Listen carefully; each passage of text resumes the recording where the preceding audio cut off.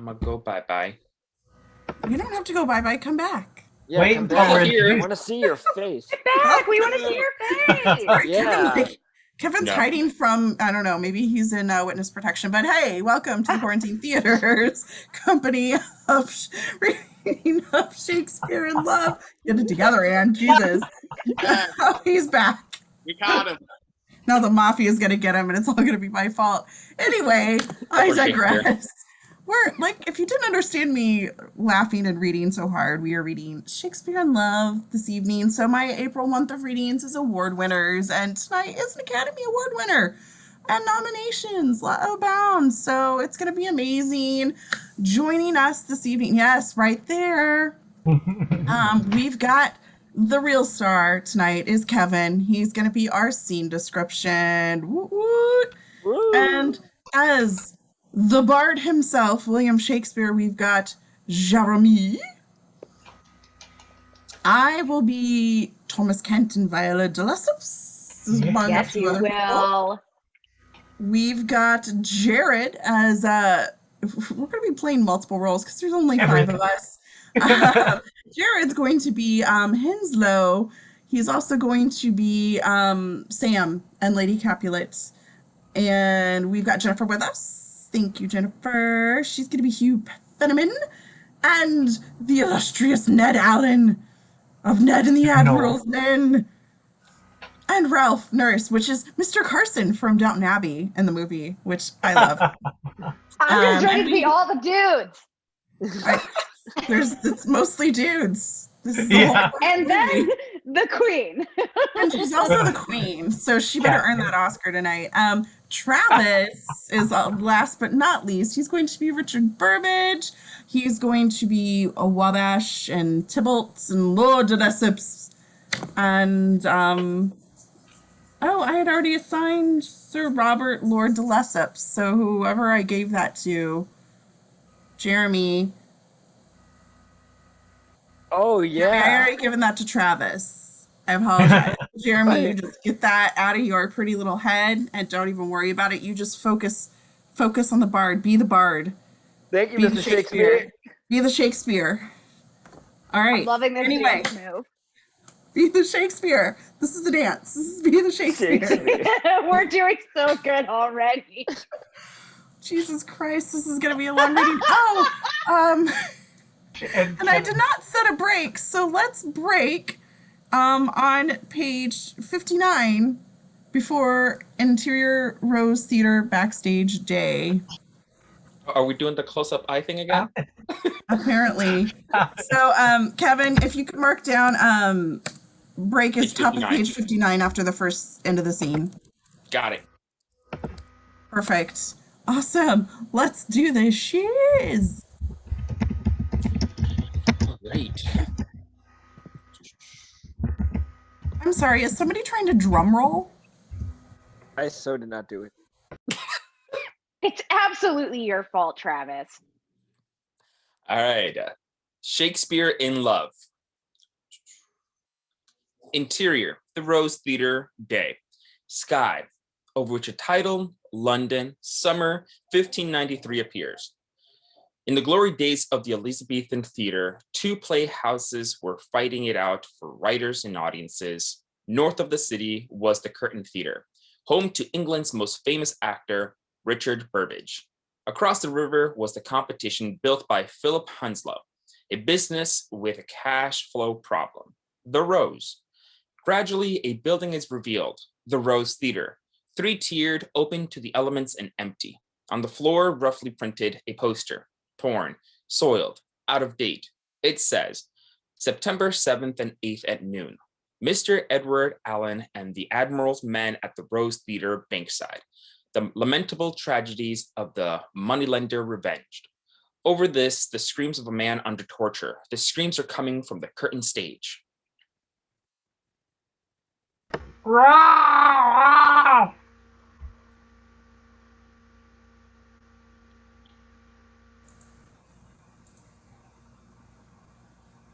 It's Mr. Fenneman. I apologize. But you I'm sorry, actually, all no, it's know- Lambert. It's Lambert. Great. Yeah, it's Fenneman. It is Great. You mongrel, why do you howl when it is I who I have been bitten? Interior, the Rose Theater, stage day. The theater owner, Philip Hanslow, is the man screaming.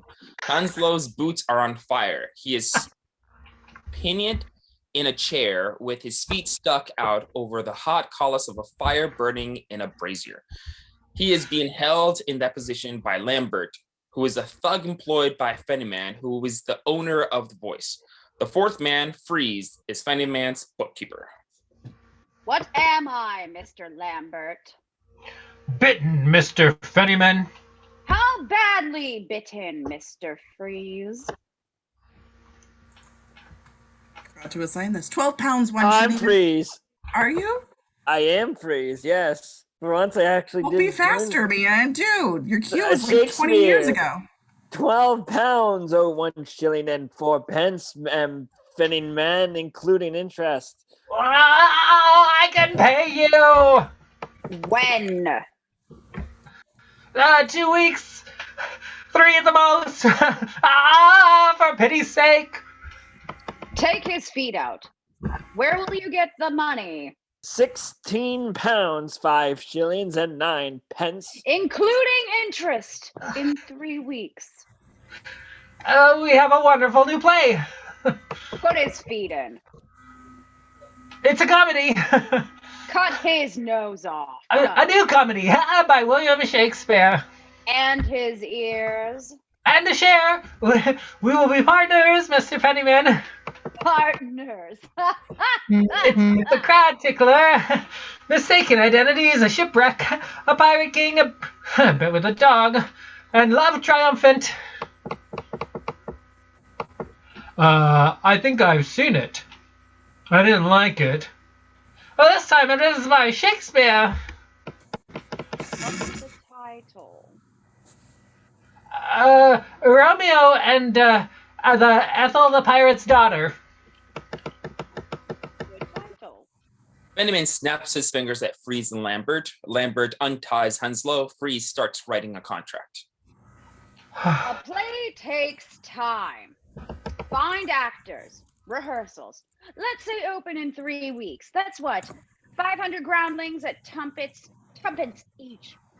I can't even pronounce tuppence a bag. Jesus, come on. There we go. Mary Poppins. Thank you so much. In addition, 400 groundlings, tuppence each. And I just read that line. And the 100 backsides at 3 pence. A penny extra for a cushion. Call it a 200 cushion. Say a 2 performance for safety. How much is that, Mr. Freeze? 20 pounds to the penny, Pennyman. Correct. But I have to pay the actor. One time you've been good at math, Travis. But I have to pay a share of the profits. There's never any. Of course not. Mr. Fennyman, I think you may have hit on something. Fennyman slaps a contract down on the table next to an ink pot and quill. Yeah. Henslow takes the quill and signs. Romeo and Ethel, the pirate's daughter. Almost finished? Without a doubt, he is completing it at this very moment. Interior, Will's room, day. Gotta be. A small, cramped space in the eaves of a building. A cluttered shelf containing various objects wedged between crumpled pieces of paper. Among those we have time to observe a skull, a mug that says, "A present from Stratford upon Avon." At infrequent intervals, further pieces of crumpled paper are tossed towards the shelf. The man who has thrown them, Will Shakespeare, is bent over a table, writing studiously with a quill. Now we see what he is writing. Will is practicing his signature over and over again. Will Shakespeare. W. Shakespeare. William Shakespeare. Each time he is dissatisfied, and each time he crumples and tosses it away. Suddenly, Will becomes impatient. He jumps up and goes to the loft area in the rafters where he sleeps and starts to pull on his boots. At this point, the door opens and Henslow walks in. He is out of breath and his feet hurt. Well, where is my play? Tell me you haven't nearly done. Tell me you haven't started. You have begun. Doubt that stars are fire, doubt that sun doth move. No, we haven't the time. Talk prose. Where is my play? It is all locked safely in here. Oh, God be praised! Locked. As soon as I have found my muse. Exterior, street outside Will's house day. Will lives in a crowded area of the city. Hawkers are crying their wares, track sellers, delivery boys, and merchants go about their business. Hanslo catches up with Will as he strides purposefully along. Who is she this time? It is always Aphrodite. Aphrodite Baggett, who does it behind the dog and trumpet? Winslow, you have no soul, so how can you understand the emptiness that seeks a soulmate? Well, I'm a dead man and buggered to boot. My theatre's closed by the plague these 12 weeks. My company is playing in the inn yards of England, while Burbage and the Chamberlain's men are invited to court to receive £10 to play your piece written for my theatre, by my writer, at my risk, when you were green and grateful. What piece? Richard Brookback? No, it's comedy they want, Will. Comedy! Like Romeo and Ethel. Who wrote that? Nobody! You are writing it for me. I gave you £3 a month since. Half what you owed me, and I'm still due for one gentleman of Verona. Exterior, another street day. Hanslo's hardly paused in his appeal. Will, what is money to you and me? I, your patron. You, my word right. When the plague lifts, Burbage will have a new Christopher Marlowe for the curtain, and I have nothing for the rose. Will stops. Mr. Henslow, will you lend me £50? £50? What for? Burbage offers me a partnership in the Chamberlain's Rent. For £50, my hard players' days are over. Oh, cut out my heart. Throw my liver to the dogs. Will turns down a side street. Exterior, marketplace, day. Hanslo and Will are crossing a crowded marketplace where a Puritan preacher, Makepeace, is arguing anyone who will listen. And the Lord shall smite them, yes, hearken to me! The theatres are handmaidens of the devil! Under the name of the cat and the players breed lewdness in your wives, rebellion in your servants, and idleness in your apprentices, and wickedness in your children. And the rose smells thusly rank by any other name. I say a plague on both their houses. As he passes, Will gratefully makes a mental note. Exterior, Dr. Moth's house, day. Will turns into a narrow street and walks towards a doorway. Where are you going? My weekly confession. As Hanslo arrives, the door closes in his face. A sign identifies the place as the premises of Dr. Moth, apothecary, alchemist, astrologer, seer, interpreter of dreams, and priest of psych. Hanslo looks puzzled. Interior, Dr. Moth's house, day. A stuffed alligator hangs from the ceiling, pills, potions, amulets, and charms. Star charts and mystic paraphernalia festoon the place. Testimonials and framed degrees hang on the walls. Will lying on a couch on his back, his eyes are closed. Dr. Moth sits by the couch listening to Will and occasionally making a note on a pad he holds on his knee. What we have here is nothing less than the false dawn of analysis. The session is being timed by an hourglass. Words, words, words. Once I had the gift. I could make love out of words as a potter makes cups out of clay. Love that overthrows empires. Love that binds two hearts together. Come hellfire and brimstones. For 6 pence a line, I could cause a riot in nunnery. But now... And yet you tell me you lie with women. Will seems unwilling to respond. Dr. Moth refers to his notes. Black Sue, Fat Phoebe, Rosaline, Burrage, Steamstress, Aphrodite. Who does it behind the dog? And I, now and again, but what of it? I have lost my gift. I am here to help you. Tell me in your own words. I have lost my gift. It's as if my quill is broken, as if the organ of my imagination is dried up, and as if the proud tower of my genius has collapsed. Interesting. Nothing comes. Most interesting. It is like trying to pick a lock with a wet herring. Tell me, are you lately humbled in the act of love? Will turns towards him. How did he know that?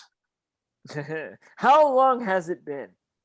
a goodly length in times past, but lately it's... No. You have a wife, children. The sand runs through the hourglass.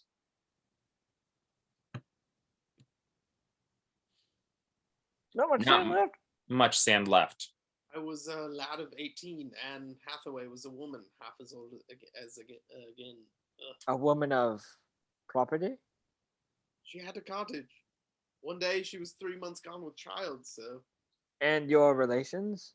on my mother's side with the Ardens. No, your marriage bed. 4 years and 100 miles away in Stratford. A cold bed, too, since the twins were born. Banishment was a blessing. So now you are free to love. Yet cannot love nor write it. Dr. Moth reaches for a glass snake bracelet. Here is a Bengal found in Psyche's Temple of Olympus, cheap at 4 pence. Write your name on a paper and feed it in the snake. Will looks at the snake bangle in wonder. Will it restore my gift? The woman who wears the snake will dream of you, and your gift will return. Words will flow like a river, and I will see you in a week. He holds out his hand. Will drops a sovereign into it and takes the bracelet.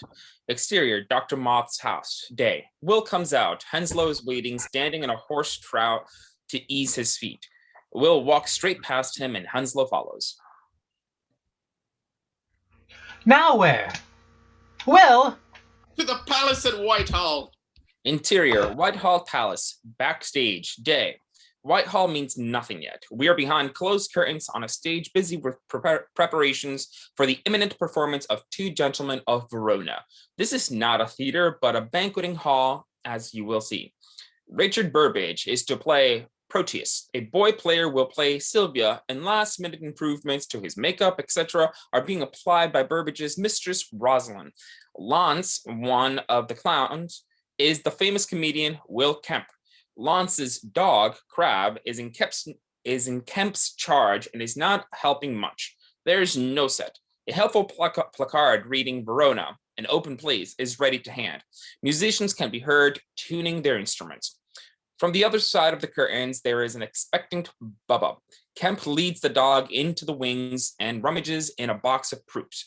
He finds a skull. He has one foot on the box, his elbow on his knee. He looks at the skull. In other words, it reminds us of Hamlet. We see this from the POV of Will, who is just entering through a door backstage. Prithee, Mr. Kemp, break a leg. You too, good Crab. Crab is nervous. He has never played the palace. When will you write me a tragedy, Will? I could do it. No, they would laugh at Seneca if you played it.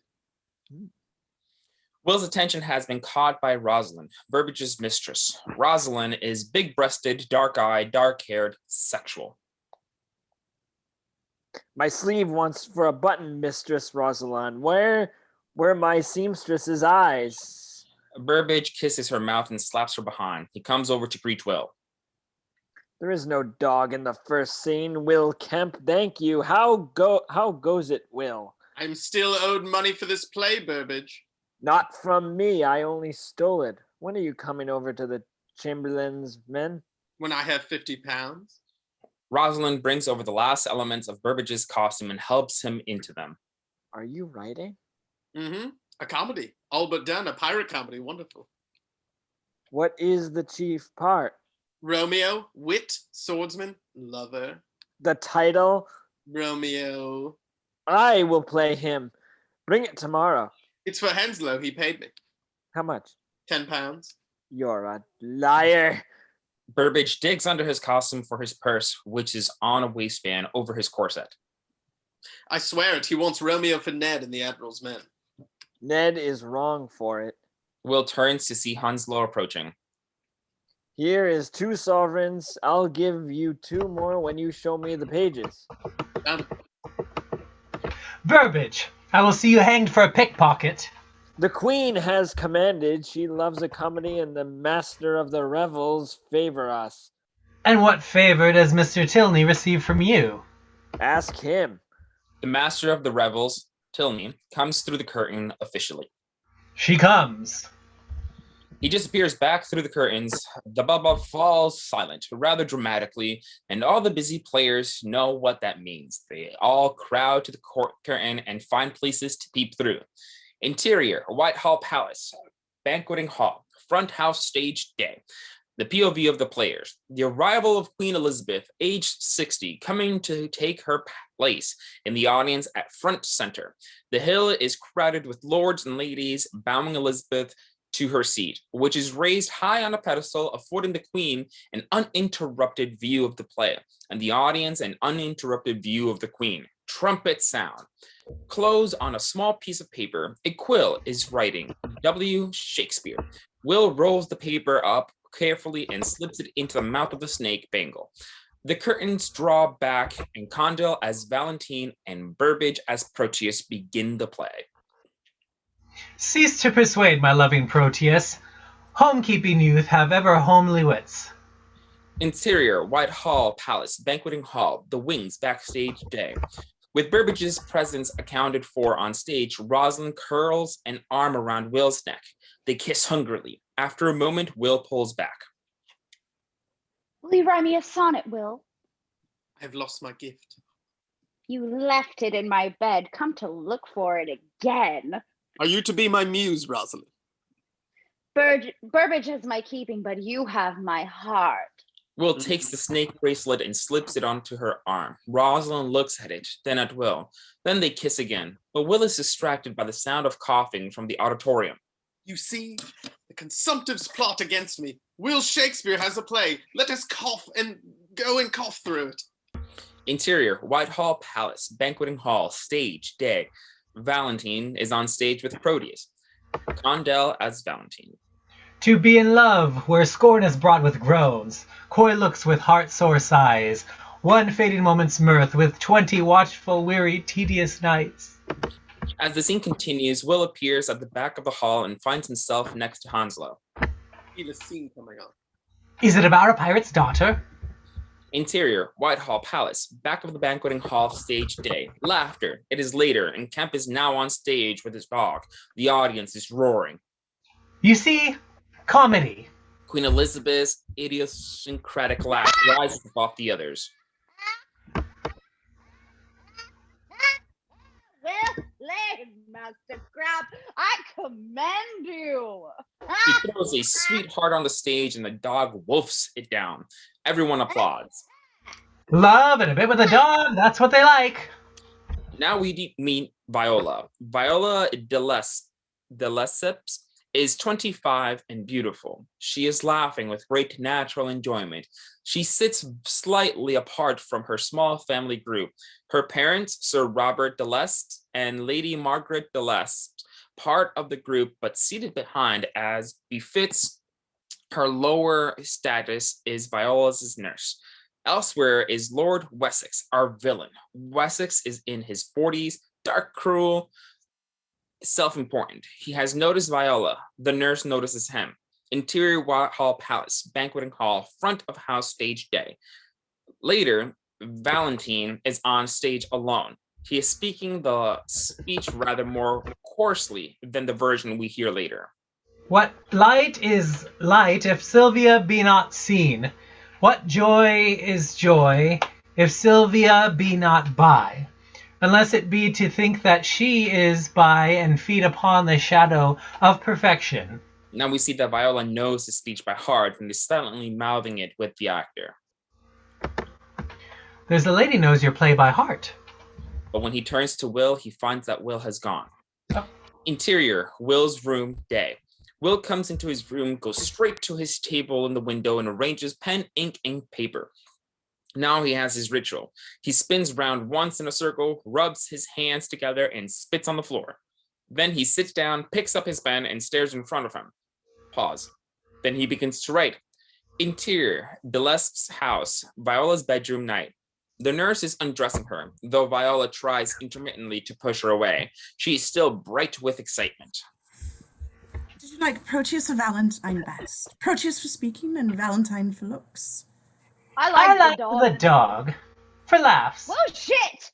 Oh! I thought I was the nurse. Oh, shit! No. Right. Jen's the nurse. Ah! Whoever's Ralph Nurse is Ralph Nurse in the play. Oh shit! I'm so sorry. No, Is no. it Jared right now? No, you're just Nurse, not Ralph Nurse, right? I'm Ralph Nurse. I fucked up. Then it's Jared, not Hi, you. Jared. I'm sorry. Bye, bitch. I'm so glad it wasn't me. But actually, that "Did you like Proteus or Valentine best" was the nurse's line. Ow!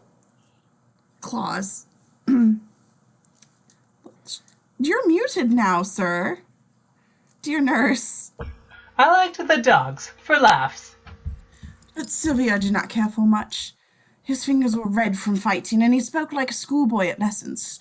Stage love will never be true love, while the law of the land has our parents played by pipsqueak boys in petticoats. Oh, when can I see another? When the queen commands it. About to get bitten. But at the playhouse. Nurse? Be still. Now the nurse is cleaning Viola's ears one by one, of course. She has an ear cleaning implement for this. Viola submits. Playhouses are not for well-born ladies. Oh, I'm not so well born. Well-moneyed is the same as well-born, and well-married is more so. Lord Wessex was looking at you tonight. All the men in court without poetry. If they look at me, they see my father's fortune. I will have poetry in my life. And adventure. And love, above all. Love above all. Like Valentine and Sylvia. No, not the artful postures of love, but the love that overthrows life. Unbiddable and ungovernable. Like a riot in the heart, and nothing to be done come ruin or rapture. Love like there has never been in a play. I will have love, or I will end my days as a... As a nurse. But I would be Valentine and Sylvia too. Oh, goodness. God save you and good night. I would stay asleep my whole life if I could dream myself into a company of players. Viola goes over to the window. Interior, Delespis' house. Viola's bedroom, night. The nurse thrusts a twig to her face. Clean your teeth while you dream, then. Automatically, Viola takes the twig and begins brushing her teeth, all the while looking downriver towards the rose. The nurse attends her with a beaker of water and a bowl. Now spit. Viola gazes longingly towards the rose, and there and then she makes a plan. Exterior, square in front of the Rose Theater, day. Hanslow is making his way from the theater to the marketplace where Fennyman and Lambert appear at either shoulder and propel him back the way he came. Oh. Freeze follows behind. This time we take your boots off. Oh, what have I done, Mr. Fennyman? The theaters are all closed by the coronavirus. Oh, that. By order of the master of the revels. Mr. Fennyman, let me explain about the theater business. The natural condition is one of insurmountable obstacles on the road to imminent disaster.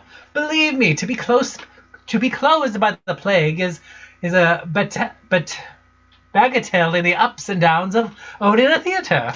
So what do we do? Nothing. Strangely enough, it all turns out well. I don't know.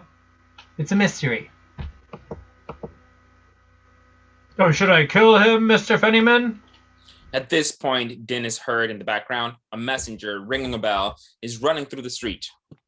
The theaters are reopened as of April 2nd by order of the master of the revels. The Broadway theaters are reopened. Fennyman is intrigued. Mr.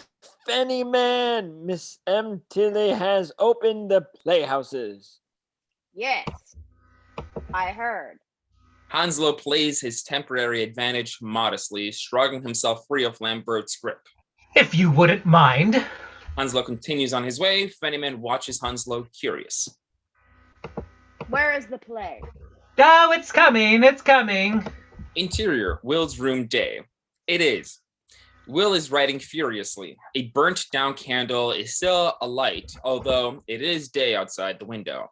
He has been writing all night. He has written about 10 pages. Pleased with himself and excited, he gathered them up and leaves the room like a man with a mission. Exterior, Will's house day. Leaving the house, pages in hand, Will nearly knocks down Hanslow, who has come to see him. Will, the theaters are... Before he can finish, Will brandishes the pages in his hand. Romeo and Rosaline, scene 1. God, I'm good. Rosaline? You mean Ethel? Will has gone. Exterior, Burbage's house, day. Burbage lives in another part of the city. Will bangs through the door without ceremony. Richard? Interior, Burbage's house, day. Will enters and calls out.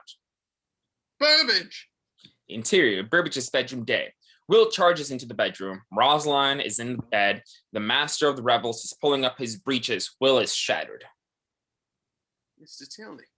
The unsuccessful snake bracelet glints at him from Rosaline's arm. Like you, I found him not at home. So this is the baby find in the Chamberlain's.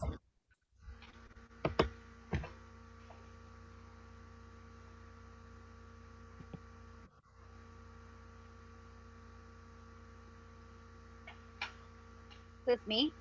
No. Yeah. Yeah, you were Where's muted. the play?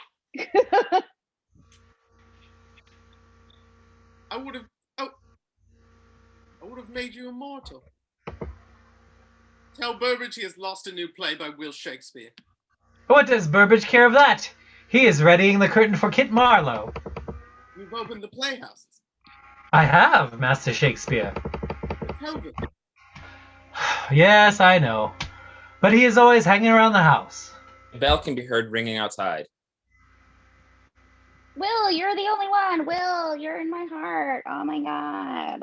Exterior, street, outside Burbage's house, day. Will emerges looking distraught. A burning brazier stands by the wall. Will thrusts the pages into the coals. He watches for a moment as the pages catches fire.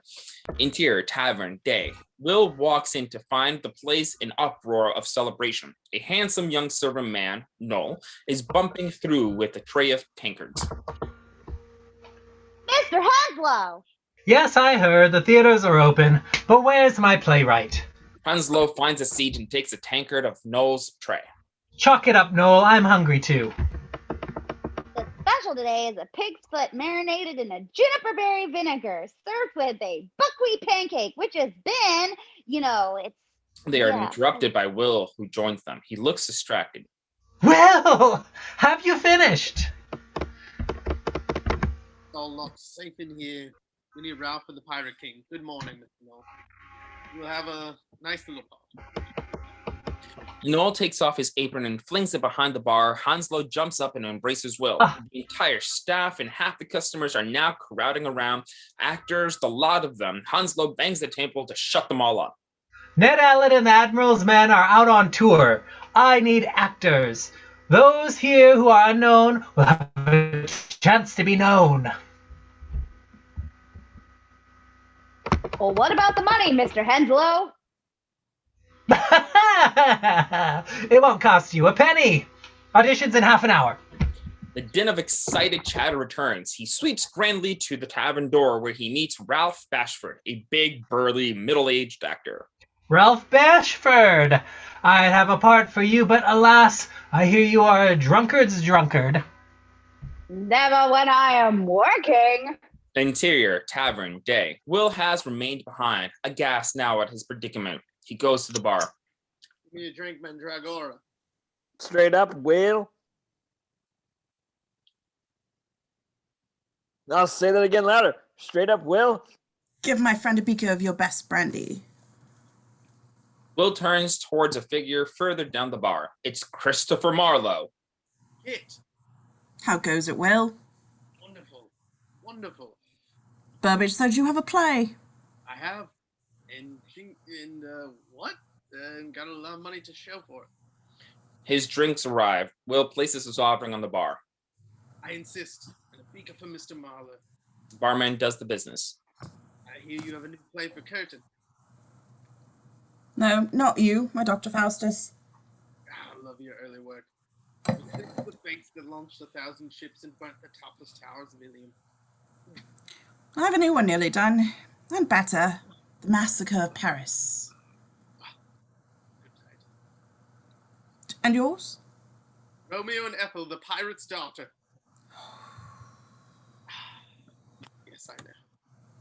What's the story? Well, there's a pirate. In truth, I have not written a word. Romeo is Italian until he meets.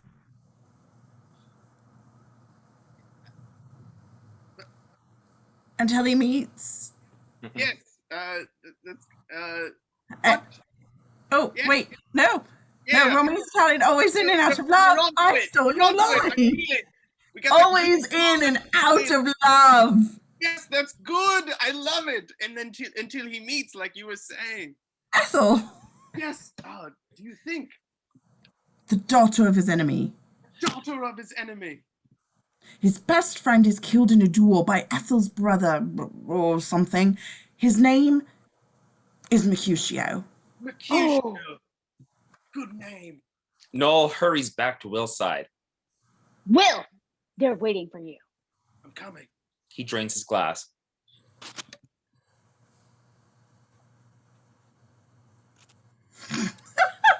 Good luck with yours, Kit. I thought your play was for Burbage. Yeah, this is a different one. A different one you haven't written.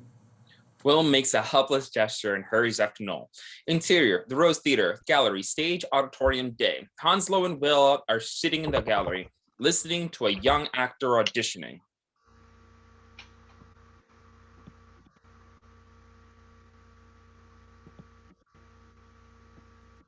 Jen, this one's you. I thought this got switched to fucking someone else. Anyway, whatever. Was this the face that launched 1,000 ships and burnt the topless towers of Ilium? Sweet Helen, make me immortal with a kiss. Thank you. Hanslow and Will look a bit deflated. The young actor leaves and is replaced by a second actor. I would like to give you something from Faustus by Christopher Marlowe. How refreshing. Was this the face that launched 1,000 ships and burnt the topless towers of Ilium? Hanslow and Will let him continue a bit further, but exchange despairing looks.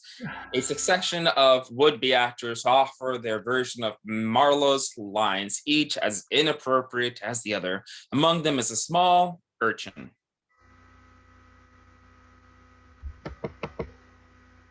Sweet.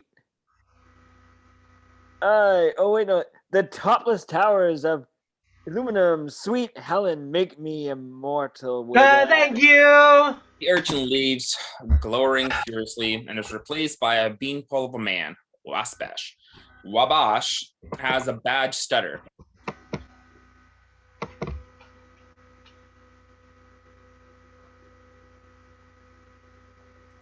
Also you, Travis. Yes. Was this the face? Very good, Mr. Wabash. Excellent. Report to the property master. Will looks at Hanslow in outrage. My tailor wants to be an actor. A few debts here and there. Well, that seems to be everybody. Did you see a Romeo?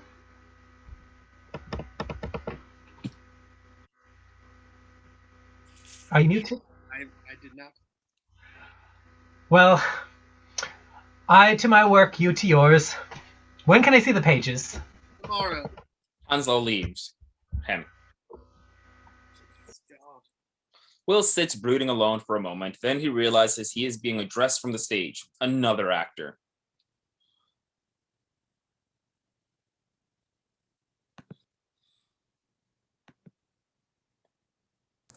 May I begin, sir?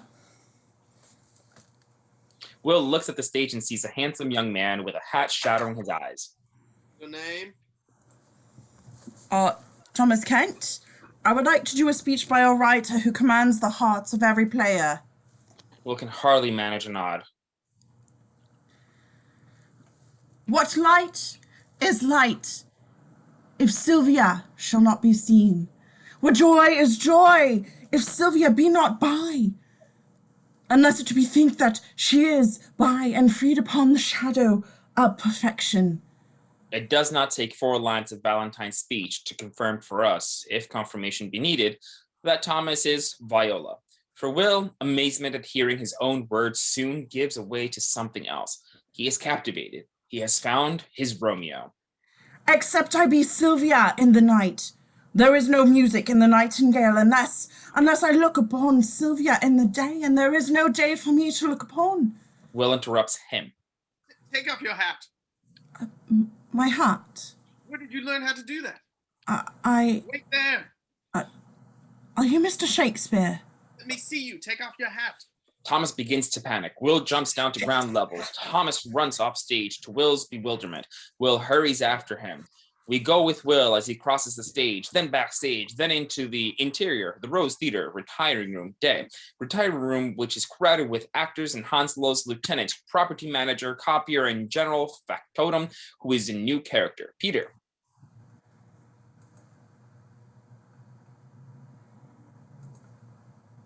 Well, what are we playing and where are the pages?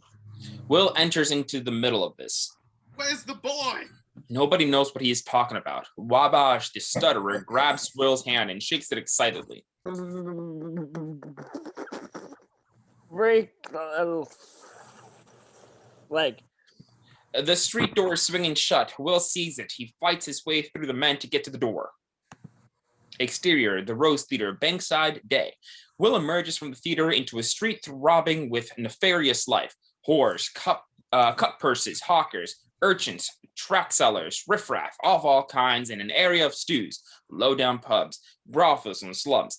It is some time before Will spots Thomas, way ahead of him in the crowded streets. The chase is taking them to the riverbank. Exterior, the river, day. When Will gets to the riverbanks, he sees that Thomas is in a smallish boat being rowed upriver in midstream. The river is quite busy, and among the boats there is a number of waiting taxis. Will jumps into the nearest one and shouts at the taxi driver, boatman. Follow that boat. Right you Right, are, you are, Governor. Governor. Oh. Will sits in the stern of the boat, and the boatman sits facing him, rowing lustily. I know your face. Are you an actor? Yes. Yes, I've been seeing you in something. The one about a king. Really? I had Christopher Marlowe in my boat once. Exterior, the river, day. Later, the boatman is puffing. Will is looking ahead to where Thomas's boat has reached a jetty on the farther shore. A private jetty attached to a rich house on the north bank. Will sees Thomas jump out of his boat and run towards the house. You know that house. Ah, Sir Robert de Lesseps. Exterior, the Lesseps house, day. Will runs towards the house. Interior, the Lesseps house, day. Thomas rushes up the back stairs, removing his hat. Her hair tumbles down about her shoulders, so we will all call her Viola again. Interior, de Lesseps house, Viola's bedroom's day. Her mother, Lady de Lesseps, is talking to the nurse.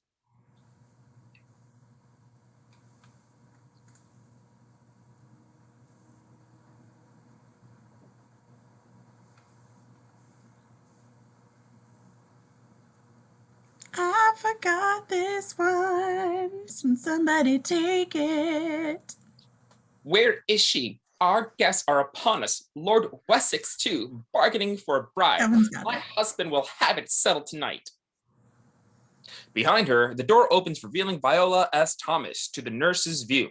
But only for a moment. The door closes again as Lady de Lesseps turns. Tomorrow, he drags me off to the country, and it will be 3 weeks gone before we return from our estates. A different door communicating to the next room opens, and Viola comes in after a lightning dress change into a robe. She curtsies to her mother. God save you, mother. What a nurse. The nurse looks at her, round-eyed. Interior, Lesseps, house, kitchen, day. From a cauldron on the stove, hot water is poured into 2 pails by the kitchen boy under the nurse's command. Thomas Almost good. sir. No, sir. Each time the scullery maid. It said so on my shit. What? Forgot. But also, Will. Well, William Shakespeare, actor, poet, and playwright of the Rose. The nurse sends the scullery maid back to work. Yes, that's who I am. Master Kent is my nephew. I will wait. Much God may do it to you. Interior, the Lesseps' house. Viola's bathroom evening. Viola in her bath reads Will's letter. The nurse is adding hot water to the tub.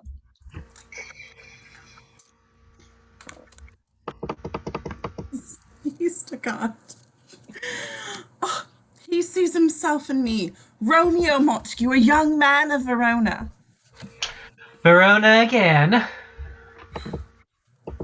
Comedy of quarreling families reconciled in the discovery of Romeo to be the very same Capulet cousin stolen from the cradle and fostered to manhood by his Montague mother that was robbed of her own child by the pirate king.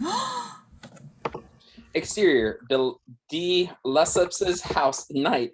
Will waits hopefully. The kitchen door opens and a servant flings a bucket of dirty water in the general direction of the gutter. Will hops nimbly aside and escapes a soaking. Be off. Interior, the Lesseps. Oh my God. House. Viola's bedroom. Lesseps. Thank you. Viola's bedroom night. The nurse is helping Viola into her party dress. Your mother and your father. You sounded Swedish. Your mother and your father, yeah. Yeah. And tomorrow, Yeah. away in the country for 3 weeks. Is Master Shakespeare not handsome? He looks well enough for a mountebank. Oh, nurse. He would give Thomas Kent the life of Viola de Lesseps dreaming. My lady, this play will end badly, I will tell. You will not tell. As you love me and as I love you, you will bind my breast and buy me a boy's wig. Exterior, the Lesseps' house. Night. Will spots a gaggle of musicians approaching, carrying instrument. Will recognizes them. Master Plum, what business here? A 5-shilling business, Will. We play for the dancing. The sound of hooves gives hardly any warning as a galloping horseman thunders through the musicians who have to leap out of the way. It is Wessex, arriving at the house with his usual good manners. Will watches Wessex skid to a halt and enter the house. Interior, the Lesseps' house. Banqueting room, night. Will has got in with the musicians. Competently enough, he strums along with them onto the bandstand. 24 guests are enough to crowd the space for dancing. Will glances around, looking for Thomas Kent. He stops a passing servant, helping himself to a snack off the man's tray.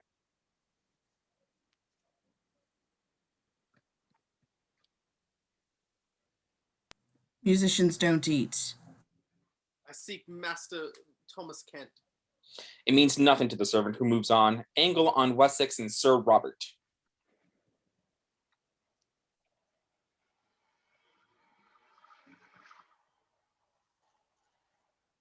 I am not Sir Robert, but surely, sir, you will actually address me because I am Lord Wessex, and bitch, you better fucking talk to me. I believe Sir Robert was assigned to probably Travis. Oh, damn it, Travis. It is. I guess it is now. Well, I shall be Sir Robert. She is beauty, my lord, as would take a king to church from a downry of a nutmeg. My plantations in Virginia are not mortgaged for a nutmeg. I have an ancient name that will bring you preferment when your grandson is a Wessex. Is she fertile? Ooh, she will breed if she do not send her back. Is she obedient? As any mule in Christendom, but if you are the man to ride her, there are rubies in the saddlebag. In the I like saddlebag. her. Angle on Will, watching the dancing floor. Then he sees Viola in the crowd. He turns to blood. Love at first sight, no doubt about it. Viola has not seen him. She is doing a daughter's duty among her parents' friends. The guests form up to begin a changing partner dance, the very same one you get in every Romeo and Juliet. By all the stars in heaven, who is she? Viola de Lesseps. Dream on, Will, dream on. Will leaves the bandstand and is moving trance-like to keep her in view between the dancers and onlookers. Viola moves through patterns of the dance until, as night follows day, she finds Will opposite her. He has insinuated himself into the dance. Viola gasps. Master Shakespeare. Will reacts, surprised by her reaction. The dance separates them. Viola finds herself opposite of Wessex. My Lady Viola, My lord. I have spoken with your father. So, my lord, I speak with him every day.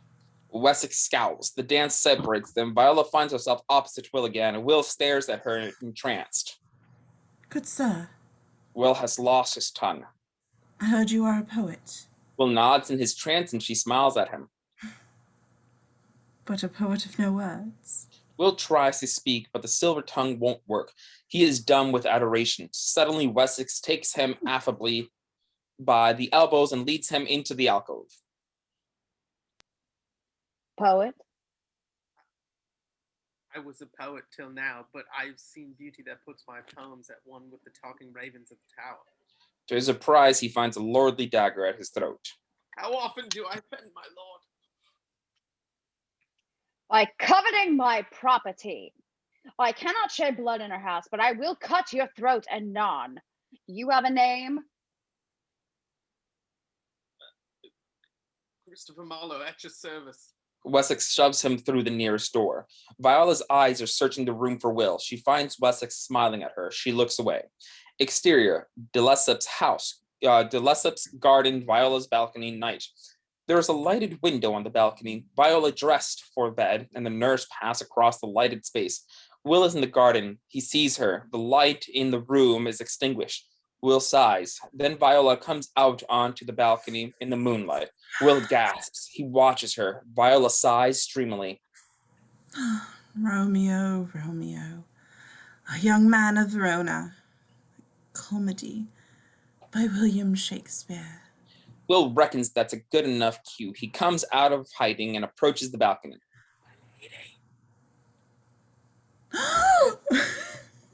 Didn't hear you. Who is that? It's Will Shakespeare. The nurse calls Madam from inside the room. Madam! Anon, goodness, anon. Master Shakespeare, you don't have to whisper so lowly. I can barely hear you. Oh, the same, alas. Oh, but why, alas? A lowly player. Alas, indeed, for I thought you the highest poet of my esteem and a writer of plays that capture my heart. Oh, I am him too. The nurse calls again. Anon! I will come again. She goes inside for a moment. Oh, I am fortune's fool. I will be punished for this. Viola returns. Will comes forward again. Oh, my lady, my love. If they find you here, they will kill you. You could bring them with a word. Oh, not for the world. Nurse calls her again. Madame! Anon, nurse! But she goes inside. Will looks around and sees that there is, as ever, a convenient tree. He starts to climb up toward the balcony. When his head is nearly level, a soft figure comes once more onto the balcony. Will pops his head over the parapet and is face to face with the nurse. The nurse gives a yell. Will falls out of the tree. Exterior, de Lesseps' house, night. Male voice shouts to each other inside the house. Candle flames appear in different windows. The garden door is flung open, revealing Sir Robert with candelabra in one hand and sword in the other. By this time, Will is on top of the garden wall, and he drops safely out of sight. He could have written it better.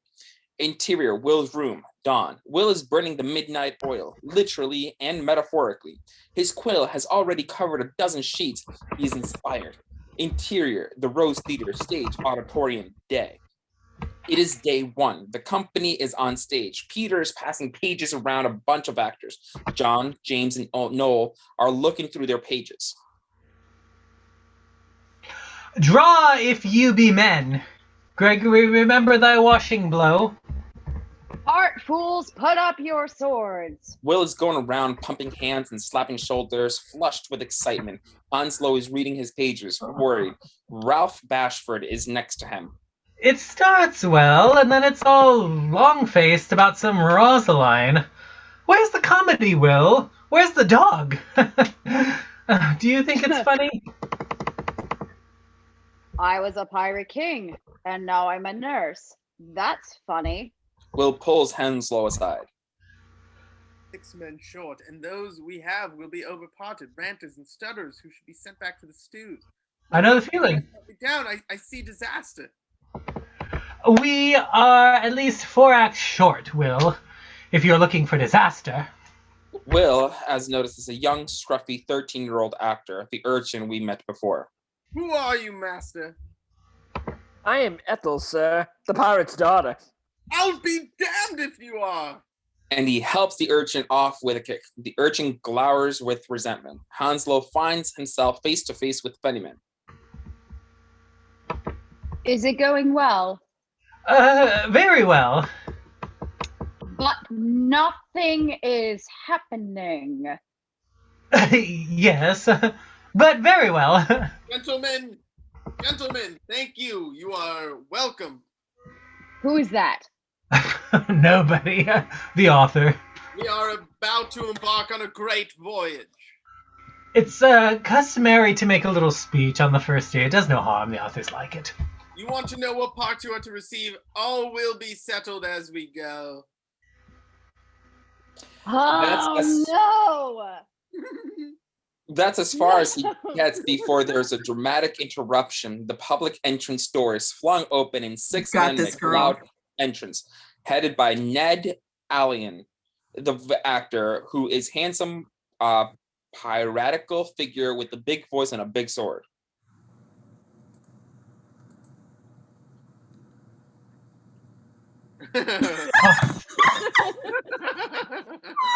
Huzzah! The Admiral's men have returned to the house. He gets various reactions. Henslow and Will shout his name joyfully. Some of the actors are friends with the new group and behave accordingly. Others know they are out of a job. Fennyman recovers or tries to. Who is this? Alan slaps him aside with a sword. Silence, you god! I am Hieronymo. I am Tamburlaine. I am Faustus. I am Barabbas. I am the Jew of Malta. Of yes, Master Will. And I am Henry the Sixth. What is the play and what is my part? Fennyman is impressed. A moment, sir. Who are you? I'm the money. Then you may remain, so long as you remain silent. Pay attention and you will see how genius creates a legend. Thank you, sir. We are in desperate want of a Mercutio, Ned, a young nobleman of Verona. And the title of this piece? Mercutio. Is it? I will play him. Half a dozen of the Admiral's men will be given roles in our play, and we meet them and identify them as Will enthusiastically shakes hand. Mr. Pope, Mr. Phillips, welcome George Bryan, James Armitage, Sam. My pretty one, are you ready to fall in love again? I am, Master Shakespeare. With your voice, have they dropped? No, a touch of cold only. We suspect he is lying, but Will has turned away. Master Henslow, you have your actors. He leaves, passing by the humbled Fennyman. I saw his Tamburlaine. Wonderful. Yes, I saw it. Of course, it was mighty writing. There's no one like Marlowe. Will is used to it. He goes. Exterior, riverbank, day. Will arrives in a hurry at the wharf side and looks vainly in the direction of the de Lesseps house. No Thomas. Exterior, the Rose Theater, stage, door, day. Will looks down the alley. No Thomas. He turns away. The urchin, the short-lived Ethel, is sitting in the alley. It's a fortune, Billy, but but how's it going? I was in a play. They cut my head off in Titus Andronicus. When I write plays, they will be like Titus. You admire it. The urchin nods grimly. I like it when they cut heads off. And the daughter mutilated with knives. Oh. What is your name? John Webster. Here, kitty, kitty. Because a stray cat is nearby, the cat shows an interest. The urchin passes a white mouse to the cat and watches the results with sober interest. Plenty of blood. That is the only right aim. Will backs away, unnerved by the boy. Wait! You'll see the cat bites his head off. No, I'm okay. I have to get back. Interior, the Rose Theater, stage, auditorium, day. On stage, the actors carry their parts. See where he comes, so please you step aside. I'll know his grievance or be much denied.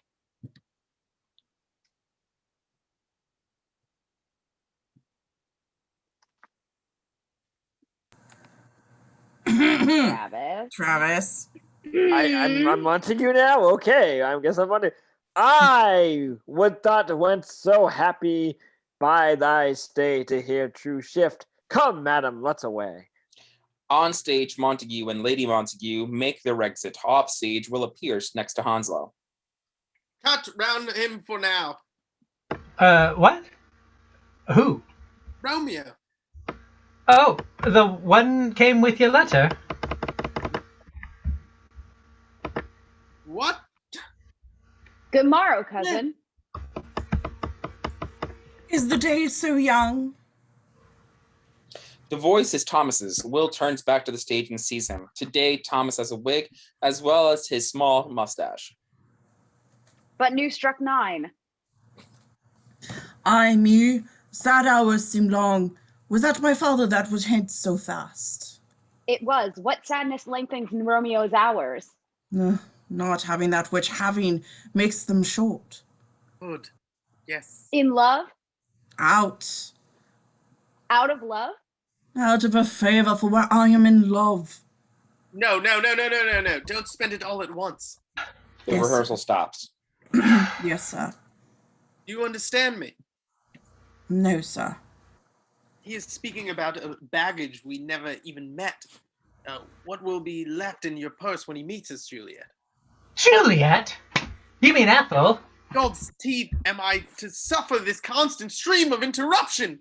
What will you do in Act 2 when he meets the love of his life? I'm very sorry, sir. I've not seen Act 2. Of course you have not. I have not written it. Alone in the auditorium, Fennyman looks and listens, fascinated. So this is theater. Go once more. Ned Allen comes out of the wings, frowning over his manuscript.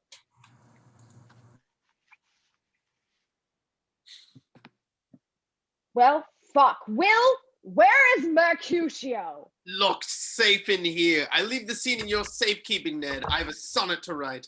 Will moves back into the wings where Hanslow's looking anxious. Sonnet? You mean a play? Will moves on, ignoring him. As he goes, we see that Viola is love-struck by him, a riot in the heart. Interior, de Lesseps house, staircase, day. Viola sits dressed as Thomas, sonnet in hand, runs up the stairs to her room. From the other end of the house, Wessex can be heard ranting. Interior, de Lesseps house, hall, night. Lord Wessex is being kept waiting. The nurse is bearing the brunt of his impatience. 2 hours at prayer? Lady Viola is pious, my lord. Piety is for Sunday or Zombie Jesus Day. And 2 hours of prayer is not piety, it is self-importance. It would be better that you return tomorrow, my lord. It would be better that you tell her to get off of her knees and show some civility To her 6-day lord and master.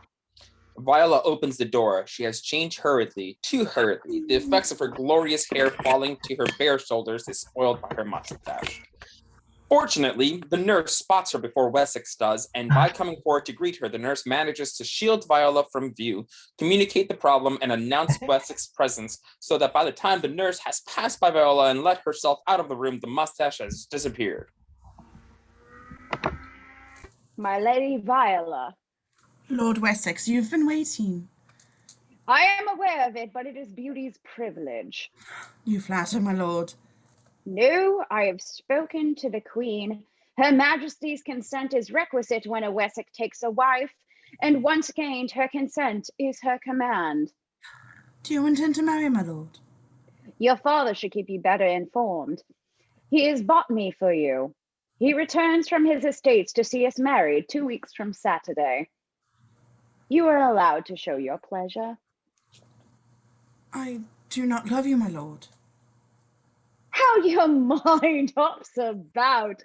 Your father was a shopkeeper. Your children will bear arms, and I will recover my fortune. And that is the only matter under discussion today. You will like Virginia. Virginia? Why, yes. My fortune lies in my plantations. The tobacco weed. Yes, tobacco. I meant tobacco, but it took me a minute to pronounce the correct fucking Damn it, consonant. Travis. Damn it, Travis. Damn it, So Travis. sorry. I thought I had it. I much was tobacco. doing so well with the accent too. You were Damn doing it. great, and then Travis fucked it up. Continue. Oh, okay, all right. I need 4,000 pounds to fit out a ship and put my investments to work. And I fancy tobacco has a future. You know, truth and some shit. We will not stay there long, 3 or 4 years. But why me? It was your eyes. No, your lips. Blah, blah, blah, blah. He kisses her with more passion than ceremony. Viola recoils and slaps him. Will you defy your father and your queen? The queen has consented. She wants to inspect you at Greenwich come Sunday. Be submissive, modest, grateful, and brief. I will do my duty, my lord. Interior, the Lessup's house, Viola's bedroom, night. She is writing to Will. His letter poem is on her table. We can read part of it. Shall I compare thee to a summer's day? Now we see what Viola is writing. Insert, Master Will, poet tears to my heart. I beseech you, banish me from yours. I am to marry Lord Wessex, a daughter's duty. She sheds a romantic, unhappy tear. Interior, the Rose Theatre, stage day. Sam is now Juliet. The play has evidently reached Act 1, Scene 5. We are witnessing the meeting of Romeo and Juliet in a simplified version of the changing partners dance we saw at Viola's house. Ned Allen is in charge.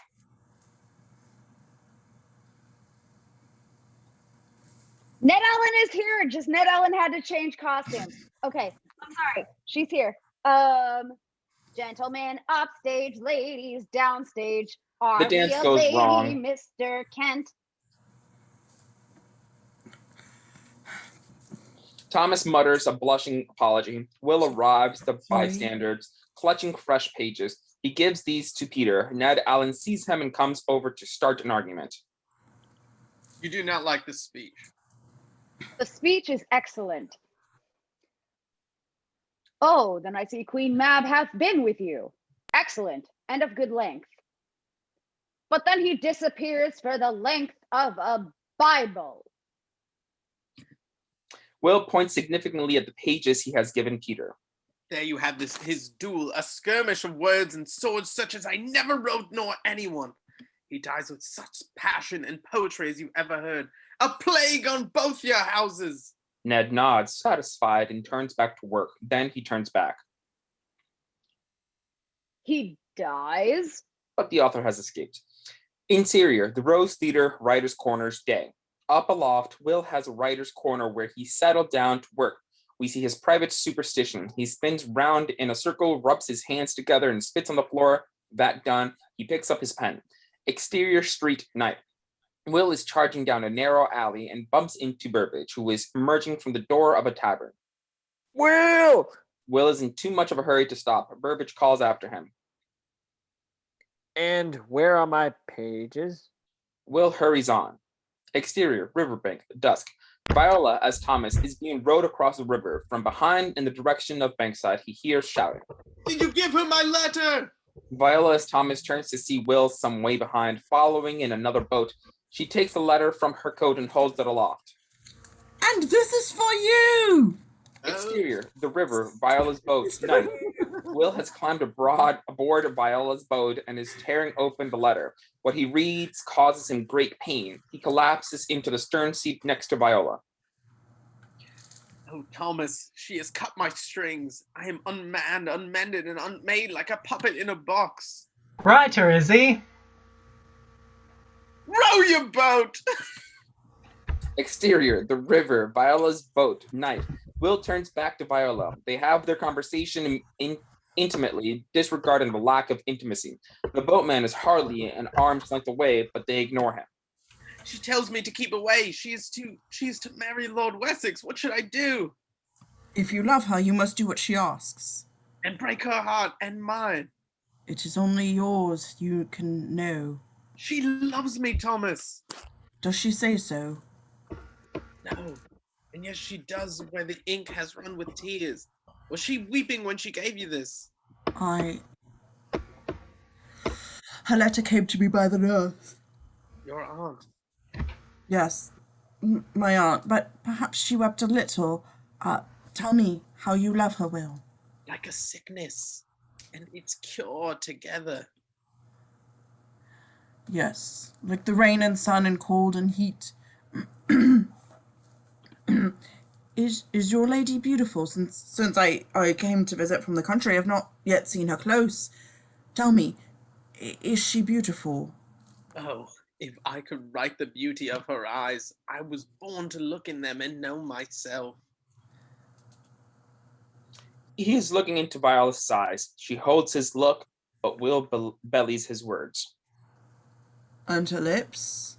Oh, Thomas, and her lips! The early morning rose could wither on the branch if it could feel envy. And a voice, like a lark song. Deeper, softer. None of your twittering larks. I would banish nightingales from her garden before they interrupted her song. She sings too? Constantly, without doubt, and plays the lute. She has a natural ear, and her bosom. Did I mention her bosom? What of her bosom? Oh, Thomas, a pair of pippins as round and rare as golden apples. I think the lady is wise to keep your love at a distance, for what lady could live up to it so close to when her eyes and lips and voice may be no more beautiful than mine? Besides, can a lady born to wealth and noble marriage live happily with a Bankside poet and player? Yes, by God! Love knows nothing of rank and riverbank. It will spark between a queen and the poor vagabond who plays the king, and their love should be minded by each, for love denied blights the soul we owe to God. So tell me, my lady, what? Tell my lady, yes, that is who I am, William Shakespeare, waits for her in the garden. For what of Lord Wessex? For one kiss, I would defy 1,000 Wessexes. The boat scrapes on the jetties of the de Lesseps house. The bump throws Thomas into Will's arm. He holds her round the shoulders. His words have almost unmasked her. The closeness does the rest. She kicks him in the mouth and jumps out of the boat.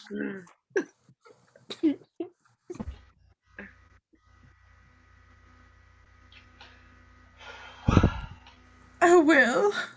She throws a coin to the boatman and runs towards the house. Thank you, my lady. Lady? Violet de Lesseps. Nona said she was this high. Wouldn't deceive a child. Will gets out of the boat. Strangely enough, I'm a bit of a writer myself. The boatman produces his memoirs in manuscript. It wouldn't take you long to read it. I expect you know all the booksellers. But Will has gone. Exterior, the Lessep's garden, night. Will drops over the wall into the garden and without hesitation starts climbing up her balcony. Interior, de Lessep's house, Viola's bedroom, night. Will comes in through the window just as Viola enters by the door. They stare at each other across the room. Can you love a fool? Can you love a player? They run together and fall into a passionate kiss. Wait! You're still a maid, and perhaps as mistook in me as I was mistook in Thomas Kent. Answer me only this. Are you the author of the plays of William Shakespeare? I am. Then kiss me again, for I am not mistook. They run together and fall into a passionate kiss. Viola fumbles with his clothing, pays with hers.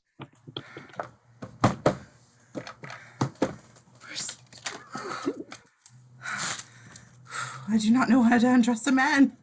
It is strange to me as well. Interior, de Lessep's house, outside Viola's bedroom, night. The nurse has come to listen. She puts her ear against the door. Because she hears muffled voices, she looks startled. Interior, de Lessep's house, Viola's bedroom. Will is half naked. Viola is down to her petticoat and chemise. The petticoat comes away. Will flings it aside. He takes off her chemise. He is startled to find that she is tightly bandaged around the bosom. Will finds the loose end and spins her naked. Interior, de Lessep's house, outside Viola's bedroom, night. The nurse drags a chair, a rocker, outside the bedroom door and takes up her position. She sits down, keeping guard. Pretty soon, there comes the regular creak of Viola's bed. The nurse fans herself furiously with her little lace fan. She crosses herself. A chambermaid comes along the gallery outside the bedroom door. She is dusting her way along. The chambermaid becomes aware of the regular creaking. She pauses. The nurse begins to rock in her chair, keeping time with the creaking from within. The chambermaid stares at the nurse. The nurse stares at the chambermaid. Mm-hmm. Interior, de Lessep's house, Viola's bedroom, night. Will and Viola have finished making love and lie in each other's arms. Jesus,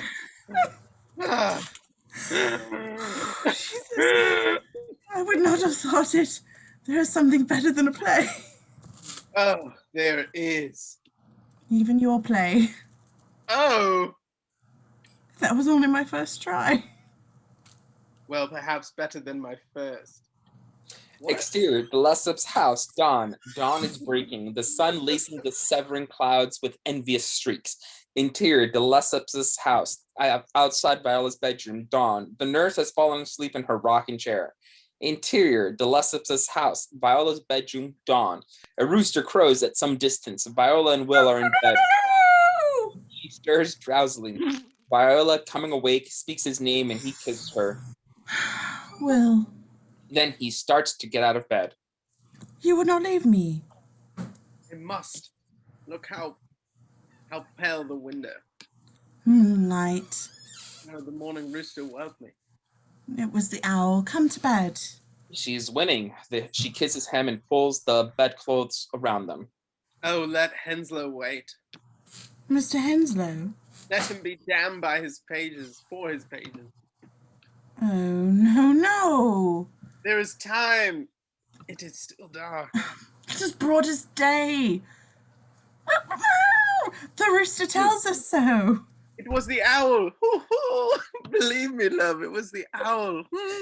He kisses her and starts to make love to her again. Viola gives him a shove which pushes him onto the floor. She sits up and pulls on her gown. You would leave us players without a scene to read today. There's a knock at the door.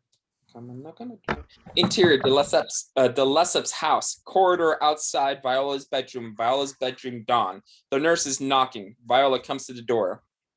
My lady, the house is stirring. It is a new day. Viola looks beautified by the hours that have passed. It is a new world. Interior, the Rose Theater Stage Auditorium Day. The cut is to the middle of rehearsal. We are coming up to the moment when Romeo and Juliet kiss for the first time. Act 1, Scene 5. Ned Allen is in charge, but Will is watching. His life has turned perfect. Have not saints' lips and holy palmers too. Aye, pilgrim, lips that they must use in prayer. O then, dear saint, let lips do what hands do, they pray. Grant thou lest faith turn to despair. Will is in her eyeline. Her eyes flash an intimate secret to look to him. Saints do not move, though grant for prayer's sake. And Viola misses her cue as a result. It's you. Suffering cats! Viola guiltily picks up her line. Then move not while my prayers effect take. In character, Viola kisses Sam demurely, but apparently not demurely enough for Will, who gives a twitch. Thus from my lips, by thine, my sin is purged. Let have my lips the sin that they have took. Sin from my lips. O trespass sweetly urged, give me thy sin again. Viola kisses Will. They lose themselves for a fraction of a moment as Viola withdraws her lips. Will's lips are going for it again.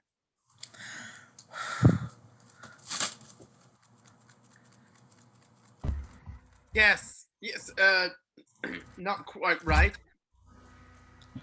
And have my lips the sin that they have took. Sin from my lips, O trespass sweetly urged, give me my sin again. Oh, sorry. Viola kisses Will. They lose themselves for a fraction of a moment as Viola withdraws her lips. Will's lips are going for it again.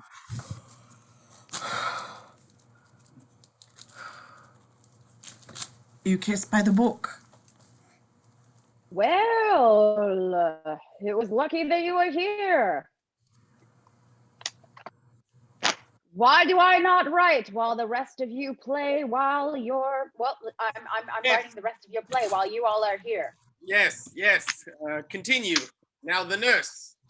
Where is Ralph? Ralph has been ready and waiting. Madam, your mother craves a word with you. What is her mother? Mary Bachelor, her mother is the lady of the house. Will has retreated to interior, the Rose Theater backstage day. He's behind the curtain now. And good lady, and a wise and a virtuous, I nurse her daughter, and that you talked whittle. During Ralph's line, which are continuous, Will stands in the shadows behind the curtain, alone, agitated. Interior, the Rose Theater stage day. I tell you, he can lay a hold of her. She will have the chinks. Is she a Capulet? Oh dear, account my life as my foe's debt. Noel, as Benvolio, at a party carrying a goblet, tipsy, enters the scene. Also Jane. Away, begone, the sport is the best. Viola, about to make her exit, has her hand holding the curtain at the gap. Interior, the Rose Theater, behind the curtain, day. Will is kissing her hand. Interior, the Rose Theater, stage, day. I so fear the more is my unrest. Interior, the Rose Theater, behind the curtain, day. Viola comes through the curtain. Will and Viola kiss dangerously. They're in a narrow space, hidden from the general backstage area. Come hither, nurse. What is yond gentleman? Oh, let it be light, let it be night. Interior, the Rose Theater, stage, day. I know not. Go ask his name. If he be married, my grave is like to be my wedding bed. Interior, the Rose Theater, behind the curtain, day. Juliet's line bits Will between the eyes. Will pulls away. Oh, do not go. I must. Interior, Rose Theater, backstage, day. As Will races up the ladder to his writer's corner, the rehearsal can be heard continuing. His name is Romeo, and a Montague, the only son of your great enemy. Terrible! Interior, the Rose Theater, writer's corner. Interior, the Rose Theater, writer's corner, day. Will arrives at the top of the building in his writer's corner. He spins around once in a circle, rubs his hands together, and spits on the floor. His manuscript is all over the table. We take a peek at the lines he has already written. Insert manuscript. But soft, what light through yonder window breaks. It is the east, and Juliet is the sun. Viola's voiceover speaks the line. But soft, what light through yonder window breaks. It is the east and Juliet is the sun. Interior, de Lessep's house. Viola's bedroom, evening. Oh, where's my paper? Here's my paper. My lovely paper. Arise, fair sun, and kill the envious moon, who is already sick and pale with grief, that thou her maid art far more fair than she. Viola's in bed, reading the lines from the manuscript page. Will is in bed with her, reading with her. Oh, Will. Yes, some of it is speakable. She has to speak through Will's kisses. He is nibbling at her neck and shoulders, and she has to bat him away with pages. It is my lady, oh, it is my love. Oh, that she knew she were. Interior, the Rose Theater, stage, day. Viola continues the speech, edge to edge, now in rehearsal with Sam as Juliet, sighing on the balcony above her. Ouch. Boo. The brightness of her cheek would shame those stars, as daylight doth a lump. A lump? A lamp. Jesus, I should have brought out the whiskey. Her eyes in heaven would through the airy region stream so bright that birds should sing and think it were not night. See how she leans her cheek upon her hand. Oh, if I were a glove upon that hand, that I might touch that cheek. Ay me. She speaks. Oh, speak again, bright angel. Cut between the stage and Viola's bed. Interior, de Lessep's house. Viola's bedroom, evening. Oh, Romeo, Romeo, wherefore art thou, Romeo? Deny thy father and refuse thy name. Or Interior, if thou wilt not, that be sworn, my love, and I'll no longer be a Capulet. Shall I hear more, or shall I speak at this? Interior, de Lessep's house. Viola's bedroom, night. Will and Viola in bed. What man art thou that thus rescreened in night, so stumblest on my counsel? Interior, the Rose Theater, stage, auditorium, night. It's become late and the rehearsals continuing by torchlight. By name I know not how to tell thee who I am. My name, dear saint, is hateful to myself because it is an enemy to thee. We see that a group of the other actors have drifted out front, drawn by the scene. Fennyman is there entranced. Clearly, this stuff is a cut above the normal. Interior, de Lessep's house. Viola's bedroom, night. Will, undressed, strides around the room, feeding Juliet's lines to Viola in bed. The orchard walls are high and hard to climb, and the place death, considering who thou art. If any of my kinsmen find thee here, if they do, they see thee, they will murder thee. Interior, the Rose Theater, stage, night. Alack, there lies more power in thine eye than 20 of their swords. Look, thou sweet, and I am proof against thy enmity. I would not for the world. I have a night's cloak to hide me from their eyes, and but now love me. Let them find me here. Interior, de Lessep's house. Viola's bedroom, night. Will and Viola are both out of bed, halfway through dressing, still rehearsing. Night, good night, as sweet repose and rest come to thy heart as that within my breast. Oh, wilt thou leave me so unsatisfied? That's my line. Oh, but it is mine too. Interior, the Rose Theater, stage, night. Oh, wilt thou leave me so unsatisfied? What satisfaction canst thou have tonight? The exchange of thy love's faithful vow for mine. Interior, de Lessep's house. Viola's bedroom, night. Will and Viola are back on the bed, kissing and making love. My bounty is as boundless as the sea, my love as deep. The more I give to thee, the more I have, for both are infinite. Outside, the nurse is knocking on the door and calling. Interior, the Rose Theater, stage, day. I hear some noise within. Dear love, adieu. Ralph, the nurse, calls Juliet off stage. Anon, goodness, anon. Interior, de Lessep's house. Outside Viola's bedroom, night. The nurse listens at the door. Interior, the Rose Theater, stage, day. Anon, good nurse. Sweet Montague, be true. Interior, de Lessep's house. Viola's bedroom, night. Stay but a little, I will come again. Viola slaps him playfully for his vulgarity, then kisses him. Interior, the Rose Theater, stage, day. Stay but a little. I will come again. Sam leaves the balcony through the curtain. Oh, blessed night. Interior, de Lessep's house, Viola's bedroom, night. It is night. They have just made love. Suddenly it is very still. I am feared, being in the night, all this but a dream. Too flattering, sweet to be substantial. Interior, the Rose Theater, backstage, day. On stage, the scene continues. Backstage, Ned Allen is working his way upstairs. He passes by Ralph, who has a couple of words of, as if it were in Juliet's chamber. All my fortunes at thy foot I lay, and follow thee, my lord, throughout the world. Madam! I come anon, but if thou meanest not well, I do beseech thee.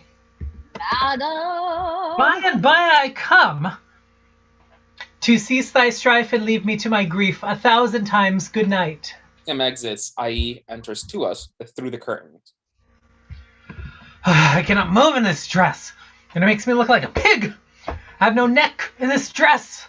Oh, when she's off again, she says she's going, and then she doesn't. Interior, the Rose Theater, Writer's Corner, day. Ned is arriving. Will is busy writing. Peter's there holding the pages. Will has completed and waiting for Will to finish his page. Peter is reading his pages. Will sees Ned arrive. He gives his pages to Peter. How is it? How is it?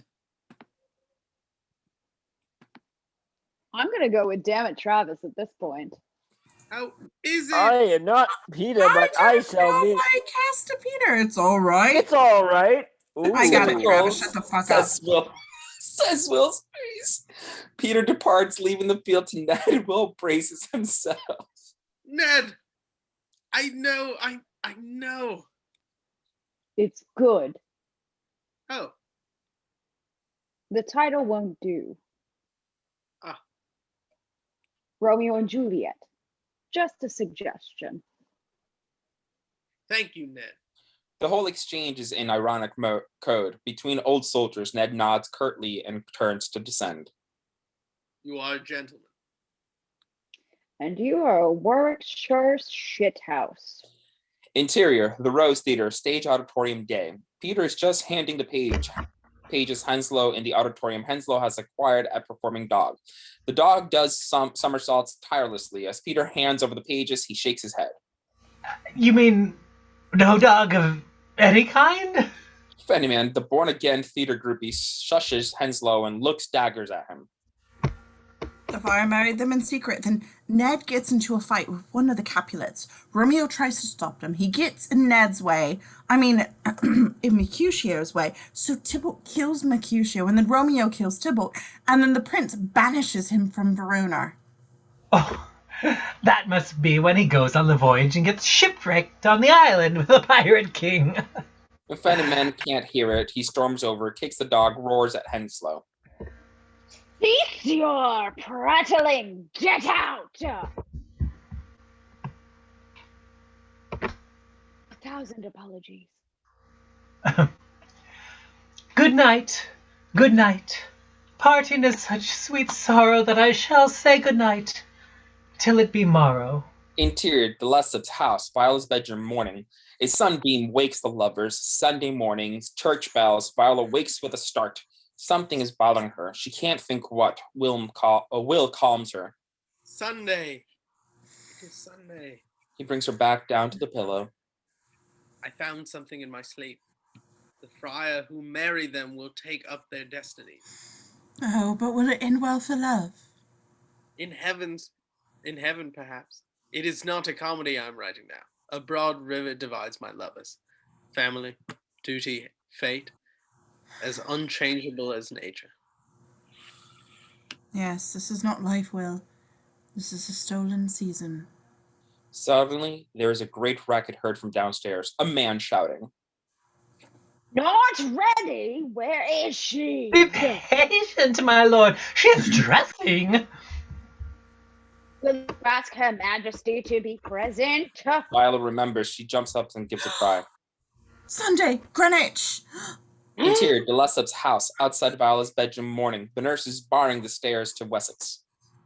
Now, pay attention, nursey. Yes, the Queen, Gloriana Regina, God's chosen vessel, the radiant one who shines light on us, is at Greenwich today and prepared during the evening's festivities to bestow her gracious favor on my choice of wife.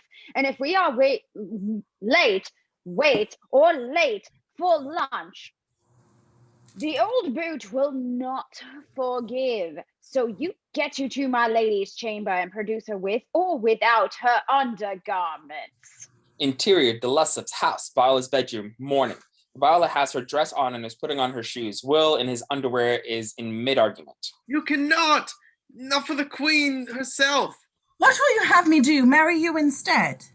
To be the wife of a poor player. Can I wish that for Lady Viola except in my dreams?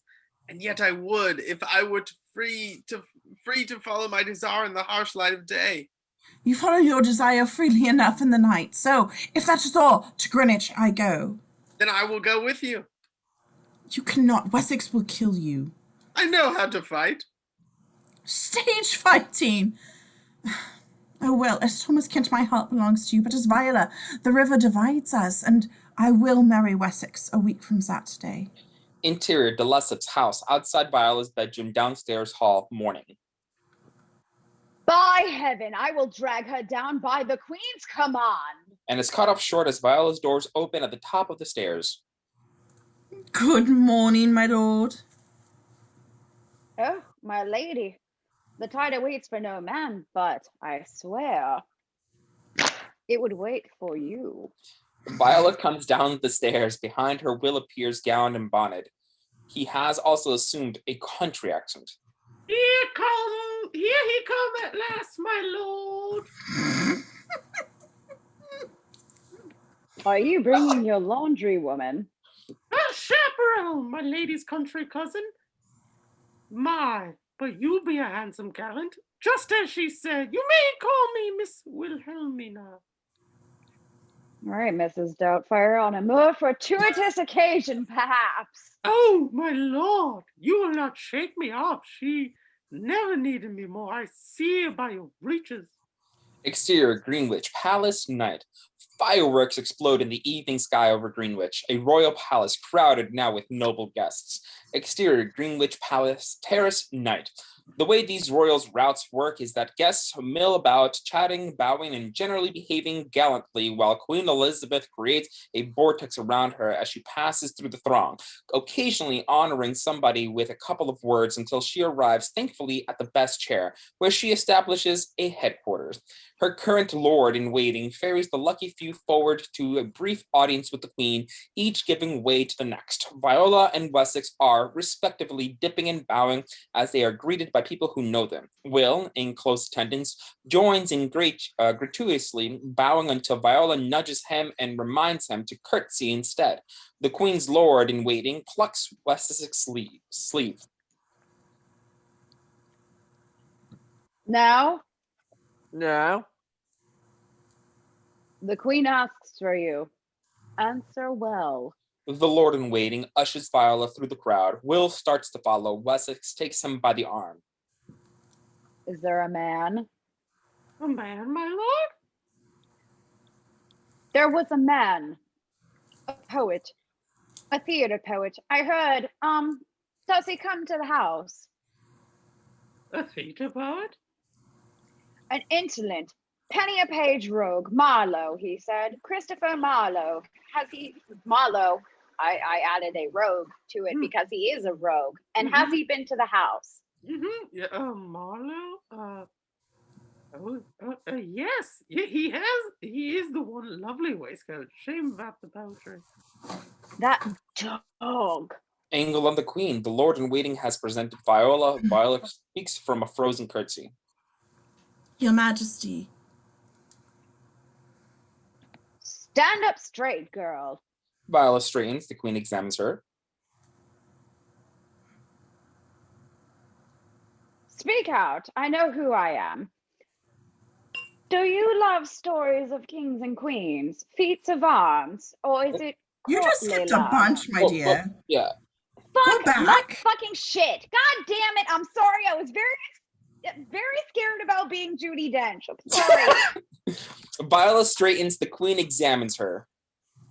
sorry. Shit. Now I took all my queen shit off. Now I'm gonna fix it again. I'm so sorry. Because she has cat ears and glasses. I don't have a crown, so I figured this might Works, be it okay. works. Just say your line. Shut up! I'm so sorry. Where am I? I have seen you. You're the one who comes to all the plays at Whitehall and Richmond. Your Majesty? What do you love so much? Your Majesty? Speak out. I know who I am. Do you love stories of kings and queens, feats of arms, and moments where Jen fucking fucks up her lines? Or is it courtly love? I love theatre. To have stories acted for me by the company of fellows is indeed wonderful, and I absolutely love it. And I'm going to keep talking until you interrupted me with your line. Yeah, well, they are not acted for you. They are acted for me. Viola remains silent in apology. Angle on Will. He is watching and listening. He has never seen the queen so close. He is fascinated. And I love poetry above all. above Lord Wessex. She looks over Viola's shoulder, and Viola realizes Wessex has moved up behind her. Wessex bows.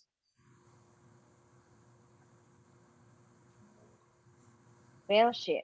My lord, when you cannot find your wife, cannot find your wife, you better look for her at the playhouse.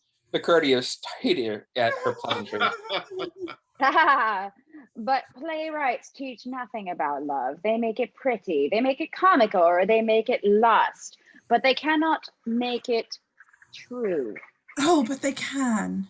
She has forgotten herself. The courteous gasped. The queen considers her. Wessex looks furious. Will is touched. I mean, Your Majesty, they do not, and they have not, but I believe there is one who can. Lady Viola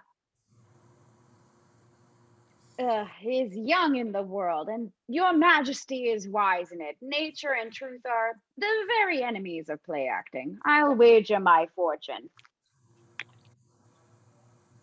Fucker. God damn it. Why did I do this to myself? Fuck. Oh no, wait. Oh Jesus. Fuck. Okay. Yo, you're the queen? Yeah. Yep, great. Okay. I But thought you're you were here. here because you had none. Shut up. I'm going to Hitters finish again. this. Wessex could kill somebody. Well, no one will take your wager, it seems. 50 pounds! Shock and horror. Queen Elizabeth is the only person amused. 50 pounds. A very worthy sum and a very worthy question. Can a play show us the very truth and nature of love? Yes. Da, da, da, da, da, da, da, da. I hear justice and witness to the wager, and I will be the judge of it if the occasion arises. I have not seen anything to settle it yet. So the fireworks will be soothing after the excitements of Lady Viola's audience. Have her then. But you are a lordly fool. She has been plucked since I saw her last, and not by you. It takes a woman to know it. The queen passes by, and as Wessex comes vertical again, we see his face, a mask of furious realization. Marlowe. Interior, Burbage's house, entrance, day. Christopher Marlowe shuts the door behind him. Above him, the ceiling creaks to the rhythm of copulation. He has a sheaf of manuscript pages in his hand. He goes to the stairs. Burbage! The creaking stops.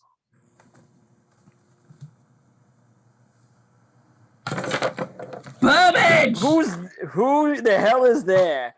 Interior, Burbage's Marlowe. house, stairs, day. Marlowe ascends. Marlowe.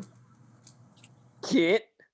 Interior, Burbage's house, bedroom, day. Marlowe enters, ignoring the situation on the bed where Rosalind is astride Burbage. You are playing with my Faustus this afternoon. Don't spend yourself in sport.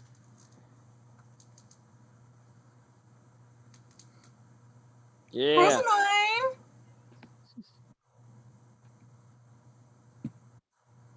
I'm here. I'm sorry. Shit. Where am I? Page 75. 74 at the bottom.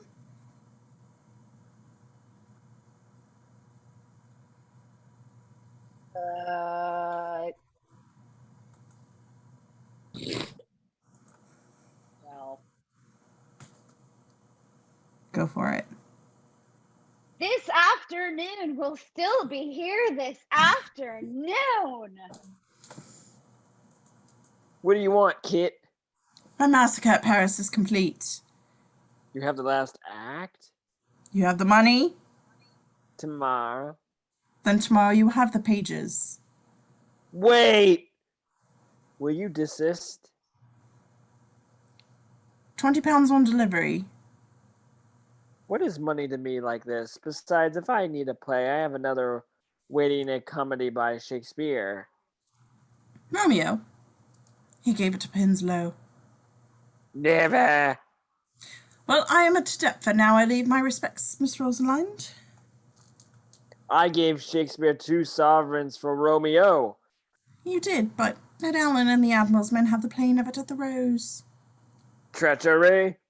Burbage arouses himself violently, throwing Rosalind off the bed. The glass bracelet is flung from her wrist. It breaks on the floor, releasing a strip of paper. Burbage picks it up. What he reads on it does not please him. It is Will's signature. Traitor and Exterior, streets, day. Burbage and the solid wedge of the Chamberlain's men are cleaving a path through the crowds. Their faces are grim. Interior, the Rose Theater, stage, auditorium, under the stage, day. We are in Act 3, Scene 1. Ned Allen as Mercutio and Noll as Benvolio, and 2 Montague sidekicks are in occupation of the stage when the Capulets swagger in, 4 of them headed by James Hemmings as Tybalt. By my head, here come the Capulets. By my heel, I care not.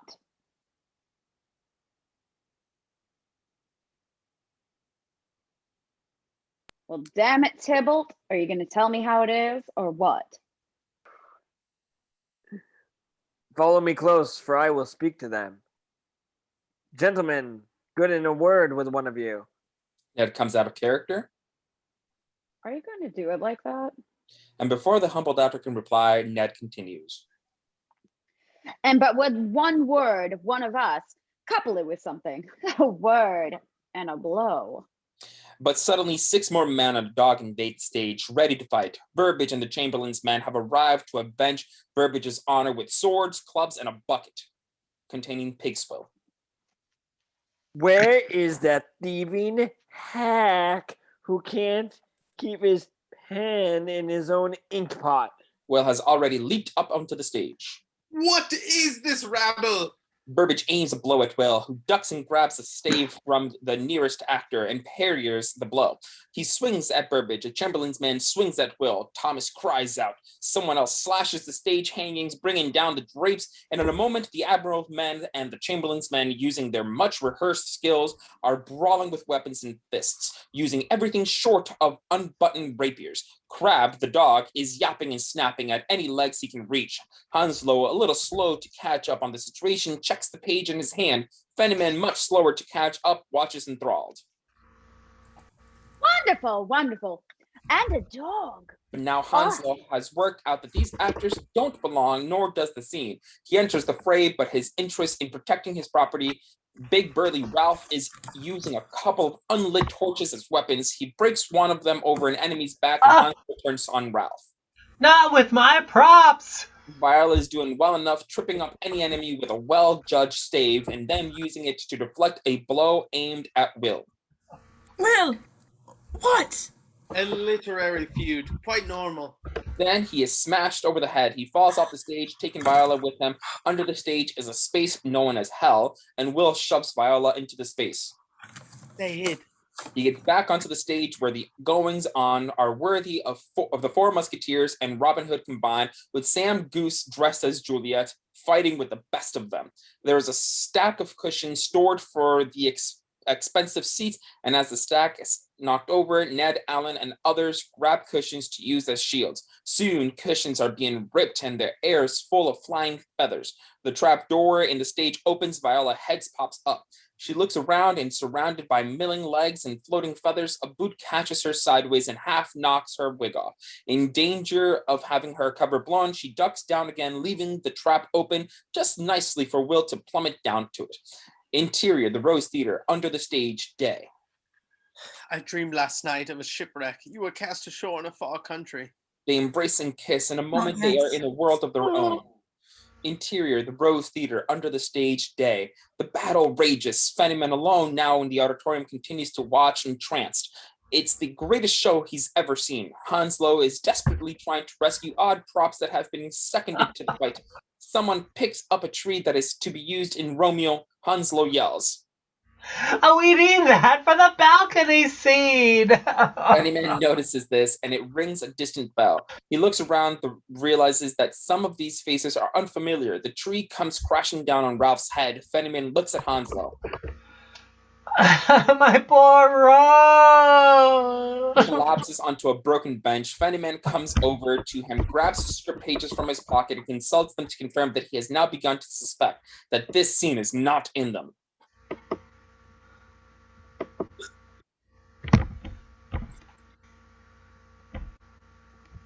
Oh no, my investment! Lambert! I'm so Lambert has been sorry it sleeping took me so peacefully long through to this, but realize. wakes to his master's call. Vengeance! Hanslow attempts to intervene. I want no more trouble, Mr. Fenneman. As I explained to you, the theater business. Angelo! You pound of tripe! I am also a pound of tripe. In my business, I would be out of business if I had your courage, but don't tell me about your business. And he delivers a telling blow to a passing Chamberlain's man who wheels off the stage. Lambert, meanwhile, is making short work for the rest of the opposition, receiving help with the thorny business of identification from Sam. Stray members of the Chamberlain's men are running from the theater as Burbage, fighting a heroic last stand, is tipped backwards by Fenneman off the stage and into a bucket of swill. A pause. Then Ned starts applauding. The others, wary from fighting, start applauding too from all levels of the theater. Fenneman looks around, starting to beam as a din of encores and bravos engulf him as star. Interior, brothel, night. The victorious army of actors burst into the brothel, Fenneman at their head. He owns the brothel. The place is already crowded with whores and customers. It's a party. Whores! Rah! A famous victory! Kegs and legs, hello, yes! Ah, yes! And on, and they're open and they're on the house. And oh, what a happy hour. And ooh, Poxy, Paul, you keep yourself to yourself and I'll not have you infecting my investment. Is this a tavern? It is also a tavern. Will sits her down in the company and takes the chair next to her. A pretty whore immediately sits on Will's knee and kisses him. I remember you, the poet. Viola furiously pulls the pretty whore off Swell's lap. Oh, one at a time. One at a time. Ooh, you the pretty one. Tell me your story while I tickle your fancy. It's a house of ill repute. It is, Thomas. Put a good reputation. Come, there is no harm in a drink. Glasses are shoved into their hands. Everyone has a glass except Ralph. Never when I am working. The pretty whore has turned her attention to Sam. Sam looks uncomfortable. Never tried it? Never? I think you're ready, Sam. Fenneman shouts a toast. You're welcome to my best house. Here is to the Admiral's men. Everybody drinks. Viola drinks too. She decides to. She decides to enjoy it. She bangs down her glass. The Admiral's men! Will toasts with her. He sees that she feels one of the company. Exterior, street, night. A figure is running desperately through the streets. He comes into the square and runs towards the Rose. Exterior, brothel, night. Half the company are singing. Noel and Orr are tumbling down the stairs together. He is without his trouser. An awful lot of drink has gone down. I, quite liked it. Viola, bright-eyed, is banging her glass on the table in time to a song which is being drunkenly delivered by a barbershop quartet of actors. Fenneman reels into Viola.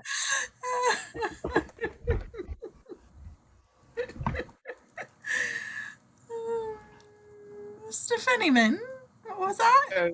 So good to Shit. have you. Master Kent, you've not dipped your wick.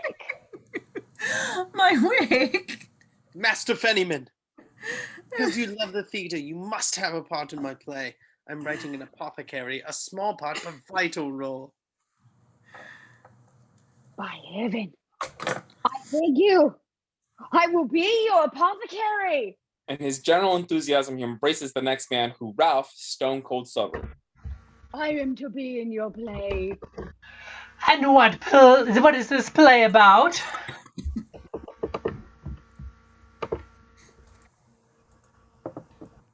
Oh shit, it's me too. Well, there's this nurse. Fenneman, beside himself, shouts for silence, announcing, Mr. Shakespeare has given me the part of the apothecary. The apothecary? Well, what is this story? Where's the shipwreck? How does the comedy end? By God, I wish I knew. Oh my God, Will, if you do not, who does? Let us have pirates, clowns, and a happy ending, or we will send you back to Stratford to your wife. that goes down every well with the entire company, except for Viola and Will. He looks at her helplessly, then makes blunders blindly out of the street door. Oops. Nope, sorry. He looks at her helplessly, then makes as if to say something. Viola ducks away from him and blunders blindly out of the street door in tears. Viola passes Peter, who is coming in from the street. Will, attempting to follow Viola, is grabbed round the shoulders by Peter, who we now see is in a highly emotional state. Will tries to fight him off, but Peter has the strength of the news that he brings. Will, Mr. Henslow, judge him at all. He brings the room to silence. A black day for us all. There is news up the river from Deptford. Marlowe is dead. There are general gasps and cries for information. Stabbed to death in a tavern at Deptford. No one is more affected than Will. This second blow is worse than the first. He stands horror-stricken. Oh, what have I done? What have I done? What have I done? Ed Allen? Blue. Ed Affleck? Affleck! Lex here just was ready for Wessex. I'm so sorry. He was the first man among us. A great light has gone out. Exterior, brothel, night. Will comes staggering out onto the street. It was I who killed him. God forgive me. God forgive me. He falls into a stagnant puddle, a deep gutter of water and garbage. He gets up and staggers on. Exterior, church tower, night. A church tower looms up in the night sky. Interior, church, night. This is where Will has come. The church is empty, but for the demented, grieving figures of Shakespeare, kneeling, praying, weeping, banging his head, and his private purgatory, dimly lit by tallow candles, gazed upon by effigies of the dead and images of his Redeemer. He is wet, bedraggled, weeds and leaves in his hair. Exterior, de Lessep's house, day. A lovely sunny morning, the church bells are ringing. Viola and the nurse mounted approach. Viola rides side saddle on a beautiful horse and is followed, rather like Quixote by Sancho, by the nurse on a less impressive animal. Riding in the opposite direction is Wessex, and what a happy day it is. He sings and hums to himself merrily. Here is a man who has heard wonderful news. He sees Viola and greets her merrily. Oops, I did it again. You look sad, my lady. Let me take you riding. It is not my riding day, my lord. Bless me, I thought it was a horse. I'm going to church. Well, bitch, it is Easter. I understand, of course. It is to be expected. It is to be expected on Sunday. Again, like I said, it's Zombie Jesus Day. On a day of mourning. I never met the fellow, but once at your house. Morning. Who is dead, my lord? Oh, Dear God, I did not think it would be me to tell you. A great loss to playwriting and to dancing. Viola almost faints. The nurse steadies her. Is he dead? He is Killed dead. last. Yes, he is. Killed last night in a tavern. Come then, we'll say a prayer for his soul. Viola gives a silent cry. The nurse is speaking to her in distress.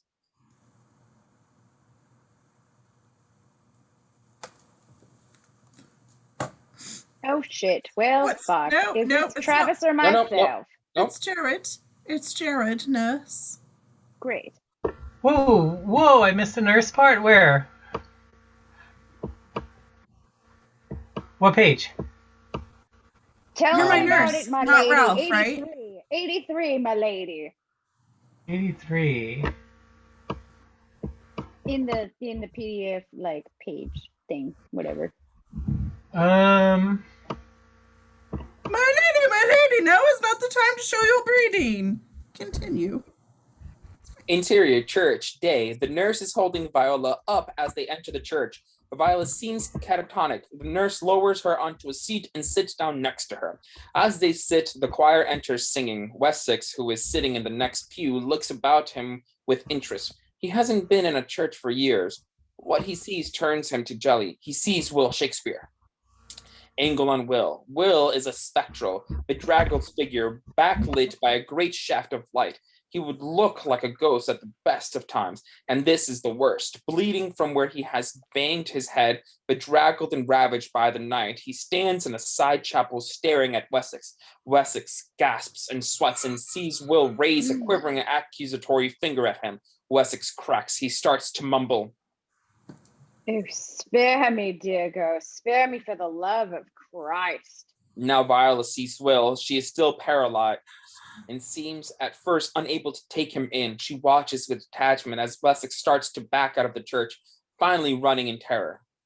Spare me! The choir continues to sing, but the scream brings Viola to her senses, and she runs to a side door where Will is leaving. Exterior, church, day. Outside, Viola sees Will staggering away from the church. She calls his name. Will! He does not answer. She runs after him. Oh, my love, I thought you were dead. She claps him to her. They hold each other for a moment, then Will pulls back. It is worse. I have killed a man. Exterior, meadow, day. Viola's horse grazes. Will lies on his back, still sobered and full of guilt. Viola sits on the grass among the buttercup and looks down at him. Viola is plaiting a finger ring from stems of grass. She has not yet revealed her feelings. Allah's touch was in my Titus Andronicus, and my Henry VI was a house built on his foundations. You never spoke so well of him. He was not dead before. I would exchange all my plays to come for all of his that will never come. You lie. Will turns to look at her. You lie in your meadow as if you lied in my bed. My love is no lie. I have a wife, yes, and I cannot marry the daughter of Sir Robert de Lesseps. It needed no wife come from Stratford to tell you that, and let me come to your bed. Calf love. I loved the writer and I gave up the prize for a sonnet. I was the more deceived. Yes, you were deceived, for I never loved you till now. Now, Oh, I love you well beyond poetry. oh my love, you ran from me before. You were not dead before. When I thought you were dead, I did not care about all the plays that will never come, only that I would never see your face. I saw our end, and it will come. You cannot marry Wessex. If not Wessex, then the Queen will know the cause, and there will be no more Will Shakespeare. They kiss again passionately. No. No. But I will go to Wessex as a widow, from these vows as solemn as they are unsanctified. And as their desperate kisses turn into lovemaking, we cut to Middle of a interior, field, the Jesus. Rose Theater, stage auditorium, day. For killing Juliet's kinsman Tybalt, The one who killed Romeo's friend Mercutio. Romeo is banished. He is on the stage of the Rose. The entire company is assembled, Henslow and Fennyman included, holding pages of manuscript which they are sharing together, examining the separated pages, passing pages to each other, etc. Will's mood is intense and focused. But the friar who married Romeo and Juliet. Damn it, Travis! I'm not Edward, but I'll be Edward now. Is that me, Will? Yes, you, Edward. The friar who married them gives Juliet a potion to drink. It is a secret potion. It makes her seeming dead. She is placed in the tomb of the Capulets. She will wake to life and love when Romeo comes to her side again. The company murmurs approval. I have not said all. I have not said all. By malign fate, the message goes astray, which would tell Romeo of the friar's plan. He hears only that Juliet is dead, and thus he goes to the apothecary. That's me. And buys a deadly potion. He enters the tomb to say farewell to Juliet, who lies there cold as death. He drinks the potion. He dies by her side. And then she wakes and sees him dead. Henslow is fascinated and appalled. And so Juliet takes her dagger and kills herself. Pause. Will is staring at Viola. Well, that'll have them rolling in the aisles. He's sad and wonderful. I do have a blue velvet fedora that is slightly houndstooth, and it will do well. I've seen an apothecary with a cap just so. Yes, 'twill serve, but there is a scene missing between marriage and death. Will is still staring at Viola, aware suddenly of the others watching. She breaks his gaze and drops her head. Will looks at Ned. Interior, the Lessup's house, Viola's bedroom, evening. Will and Viola dresses Thomas. He has present for her a neatly written manuscript of his play on sheets folded to octavo size. The play, all written out for you. I had the clerk at Bridewell do it. He has a good fist for lettering. She wants to accept the present with joy, but something in his mood restrains her. There's a new scene. He turns the pages and shows her.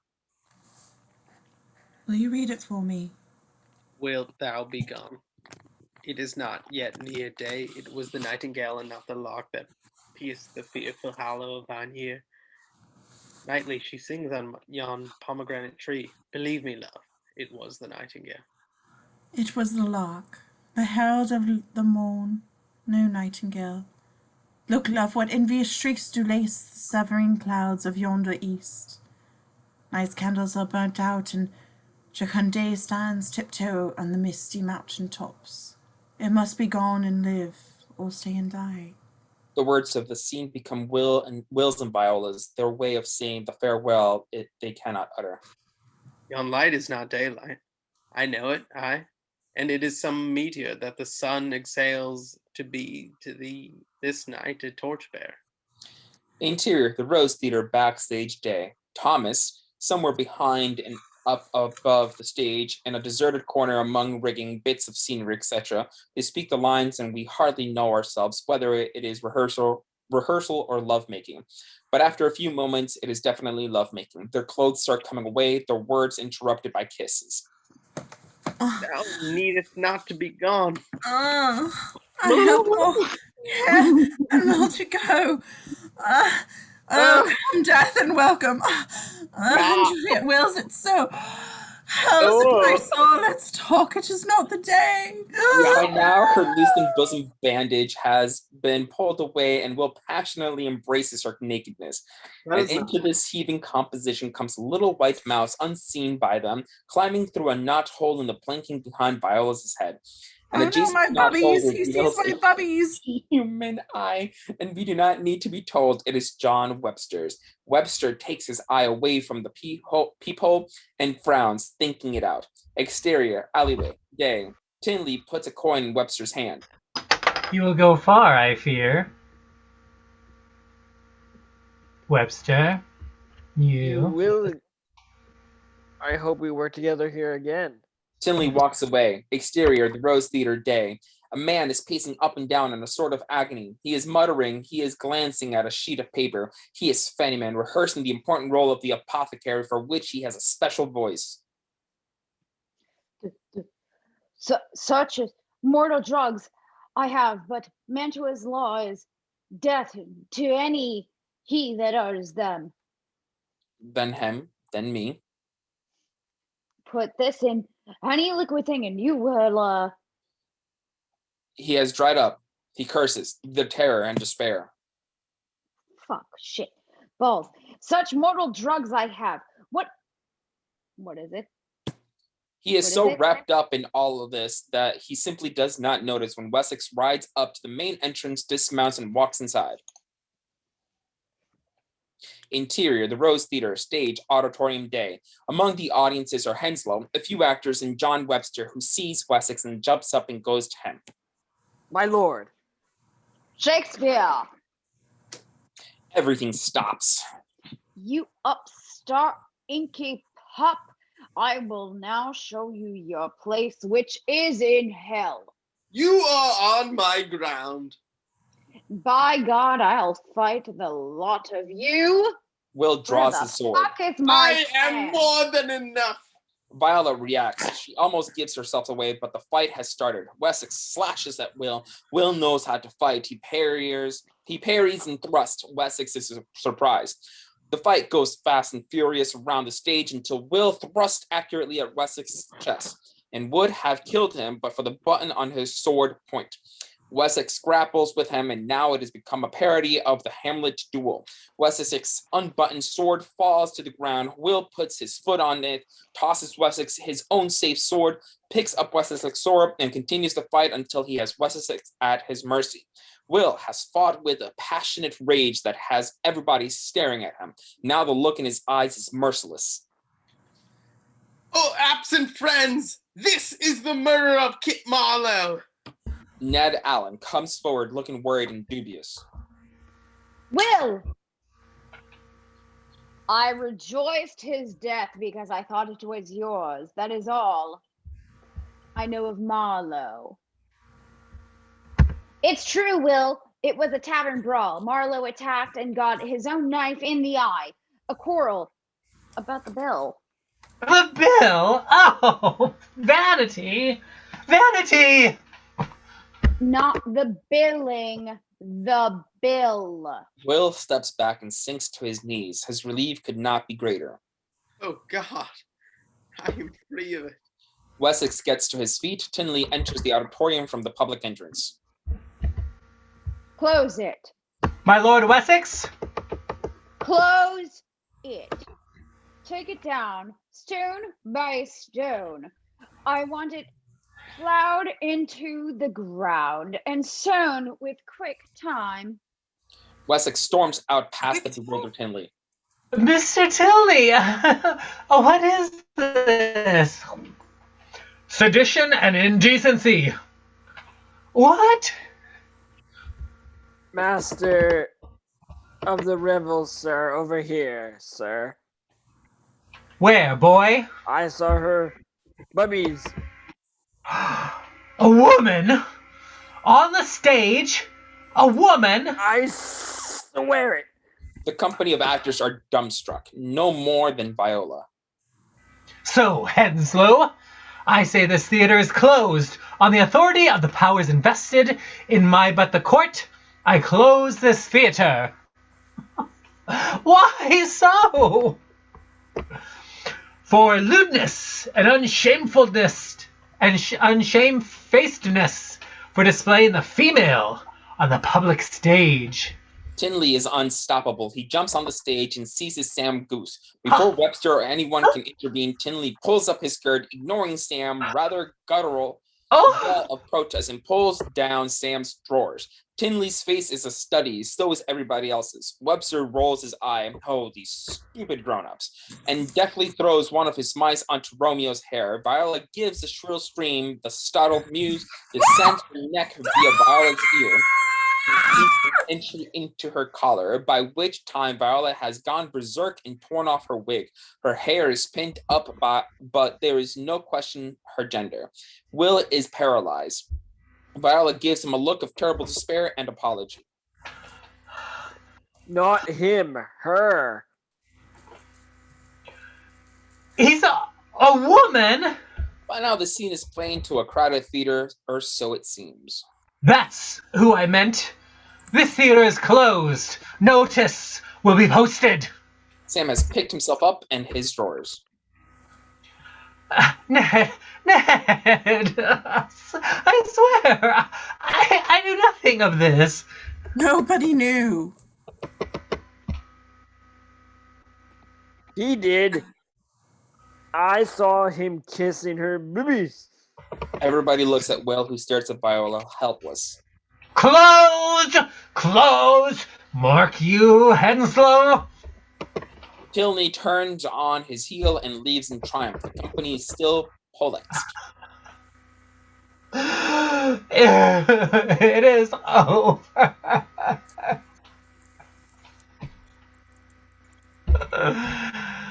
I am so sorry, Mr. Henslow. I wanted to be an actor. I am sorry, Will. Will shakes his head. This cannot be the end. Viola walks away, leaving by the public entrance. They all let her go, watching her silently as she passes. Wabash. You were wonderful.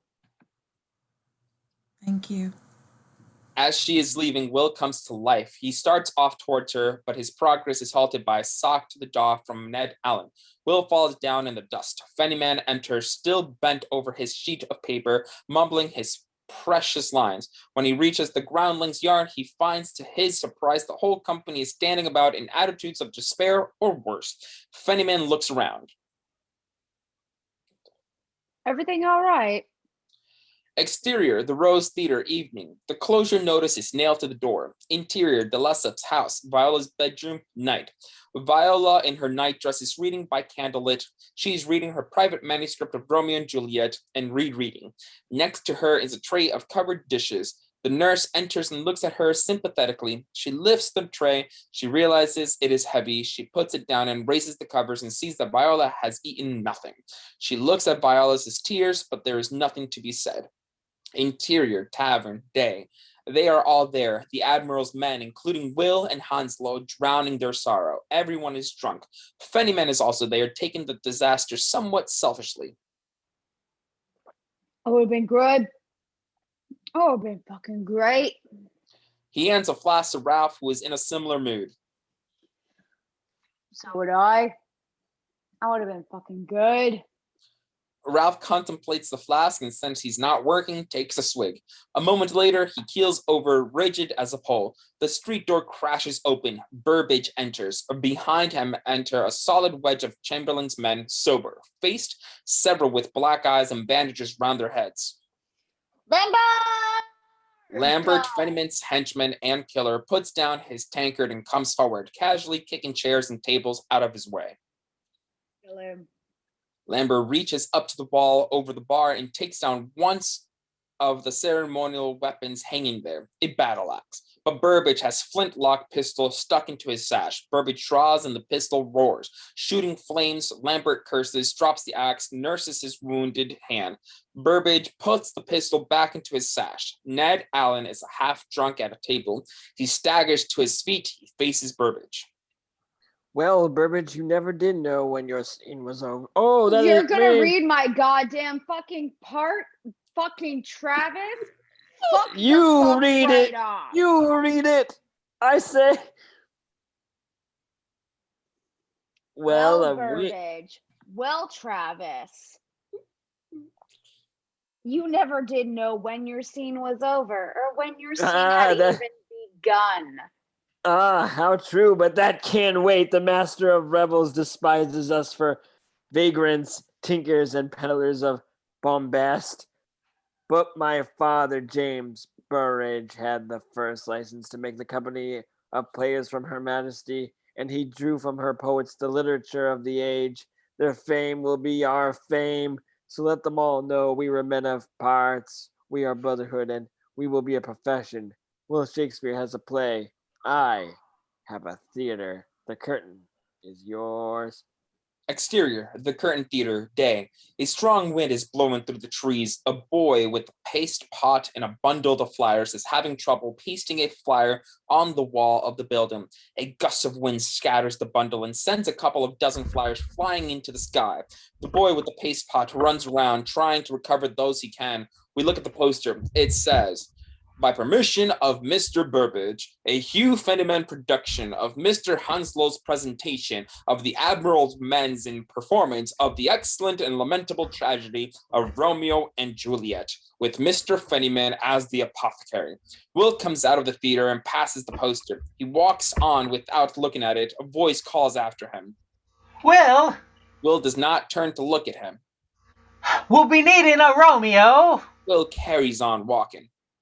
Exterior, street, day. Will is pushing through the crowds on his way to the river. Interior, de Lesseps' house, Viola's bedroom, day. The nurse is helping Viola to dress in a wedding dress. The nurse is in tears. Viola submits to the task impassively.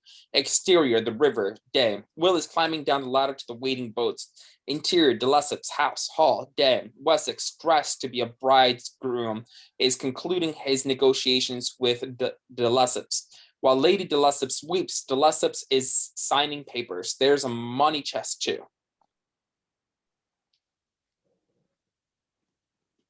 Okay, sorry, just got distracted because it sounded like someone's gonna die on my street right now. My ship is moored at Bankside, bound for Virginia on the afternoon tide. Please do not weep.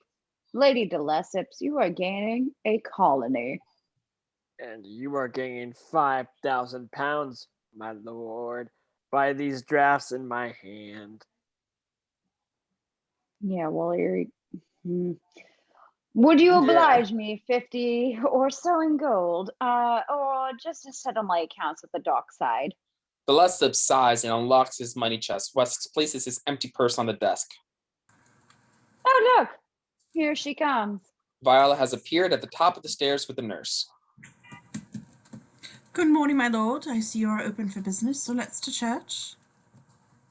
Exterior, de Lesseps' house, day. Will is running across the grass towards the house.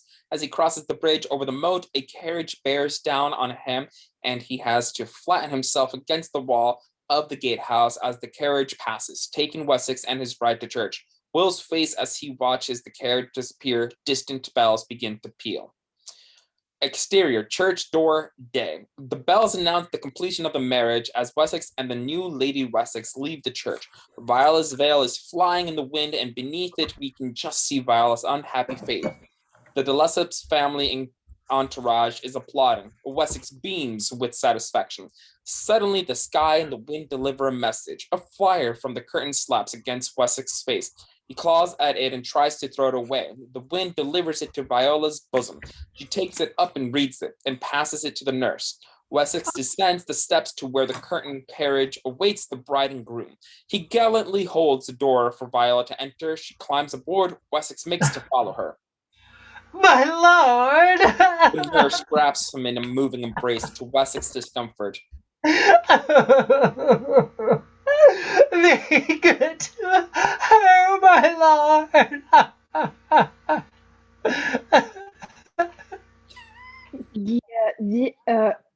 I will. He tries to disengage. She won't have it.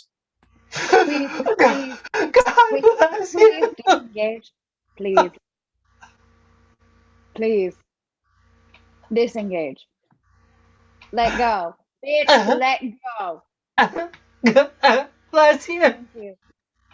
After a Thank couple you. of further attempts, Thank you. Wessex extricates himself. Yes. Well, the tide will not wait. Farewell. Wessex pulls aside the curtain and gets in. Interior, carriage, day. It takes a moment for Wessex to realize he is alone in there. He looks around, but Viola has fled.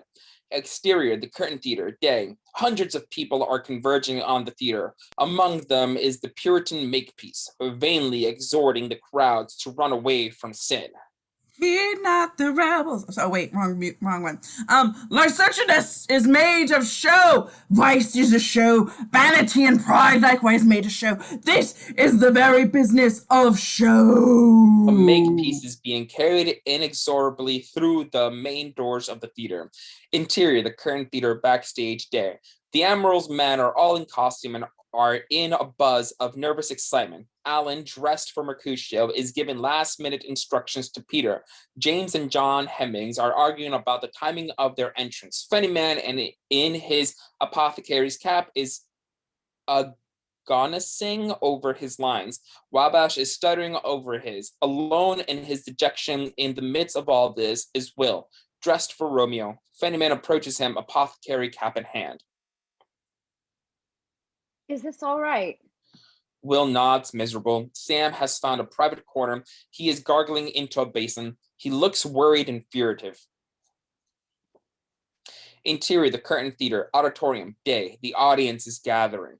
Exterior, the curtain theater, day. Word has got around. Even rich people are coming. They arrive by carriage and by a palanquin. Some of them are cloaked and hooded, slumming incognito. A cannon booms from the curtain. The flag of the Admiral men flutters above. Exterior, the curtain theater, entrance, day. Lambert and Freeze are taking the entrance money. Interior, the curtain theater, auditorium, day. The auditorium is now packed. Mundum, sheepish, is makepiece. Interior, the curtain theater, backstage, day. Everything is ready. Ned signals the musicians, trumpets and drums sound. The house falls silent. Interior, the curtain theater, with the wings, day. Wabash seems to be important at the beginning. We have never been told what part he plays. He is still muttering lines and stuttering them. To household both alike and dignity. Will listens to him in agony. He finds Henslow next to him. We are lost. No. It'll turn out well. How will it? I don't know. It's a mystery. And off we go. Henslow claps Wabash on the shoulder and sends him through the curtain. Angle on Wabash. Interior, the curtain theater. In the curtain theater, stage, day. The audience waits expectantly. Wabash gathers himself. To Interior, the current theater, backstage, day. Will shuts his eyes and prays. Interior, the current theater, stage, auditorium, day. Wabash launches himself into a perfect, audacious delivery like a star. Households both alike in dignity, in fair Verona where we lay our scene. From ancient grudge breaks new mutiny, where civil blood makes civil hands unclean. From forth the fatal loins of these two foes, a pair of star-crossed lovers take their life, whose misadventured piteous overthrows doth with their death bury their parents' strife. Exterior, street, day. Viola and the nurse hurrying towards the curtain. Interior, the current theater, backstage, day. Hemmings brothers are ready to go on a Samson and grocery. Act 1, Scene 1. They shake hands. Beyond the curtain, the audience applauds the prologue as Wabash comes through the curtain backstage. Wonderful. What is it? Good. I know for some people. The Hemmings brothers enters the arena and the play begins. Point of view from the wings. Gregory, on my word, will not carry coals.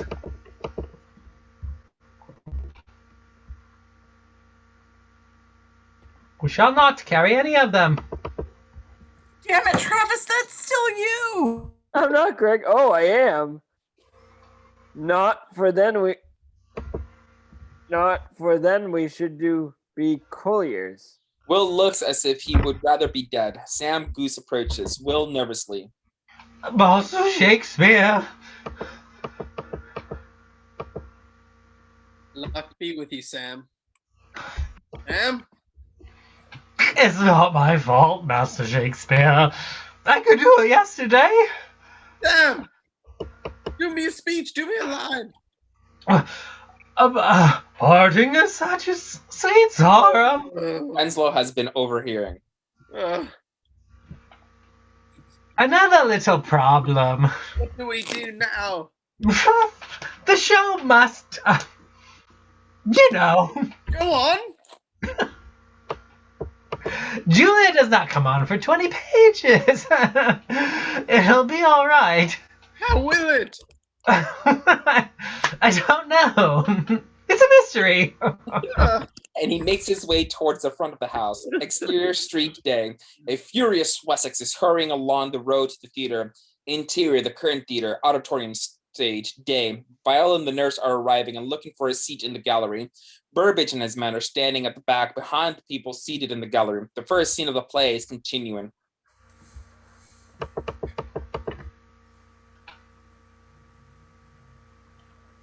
Do you bite your thumb at us, sir? I do bite my thumb, sir. Burbage finds Henslow plucking agitatedly at his sleeve. Can we talk? They are standing behind the back row of the gallery seats. The spectator in front of them is the nurse. She turns around and shushes Henslow up. We have no Juliet. No, Juliet? No, Juliet! It'll be all right, madam. What happened to Sam? Who are you? Thomas Kent. The whispers are causing black looks and hushing noises from the neighbors. Henslow pulls Viola from her seat, luckily an aisle seat. Do you know it? Every word. Henslow and Burbage look at each other. Cut to interior, the current theater stage day. Nurse, where is my daughter? Call her forth to me. Now by my maidenhead at 12-year-old, I bade her come. What, lamb? What, ladybird? Interior, the current theater, the wing stage day. Sam, who gathers himself to make his entrance, quietly and horribly practicing, "How now? Who calls?" God forbid, where is this girl? The author and star Will Shakespeare has his back to the stage, his hand over his ears. He is cowering in dread anticipation. What, Juliet? As Sam is about to enter, Henslow yanks him by the collar, and Viola overtakes him and steps on stage. Enter Juliet. How now? Who calls? Your mother. Madam, I am here. What is your will? Interior, the current theater auditorium day.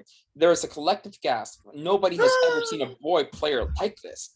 Interior, the current theater, the wings day. Will takes his hand from his ear and turns round in amazement at the sound of Viola's voice. Interior, the current theater, auditorium stage day. Wessex has just arrived in the auditorium and jumps as if he has been shot. He seems about to intervene, but looking around at the rapt faces, he realizes he cannot. In the interior, the current theater, the wings day. Henslow and Burbage look at each other. We will all be put in the clink. See you in jail. Interior, the current theater, backstage day. Fenneman, oblivious to the drama, is practicing his lines in a fever of nervousness. There's so much happening outside my window right now that I'm really just... Okay, all right. 3 parts in 1 round. Here we go. All right. Such mortal drugs I have, but Mantua's law is death at any he that utters them. Then him, then me. Interior, the current theater, stage day. Swordplay, an amazing performance that holds the audience spellbound. Tybalt kills Mercutio. I am hurt.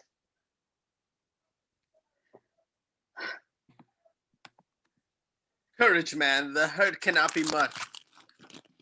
Ask for me tomorrow and I will be a grave man.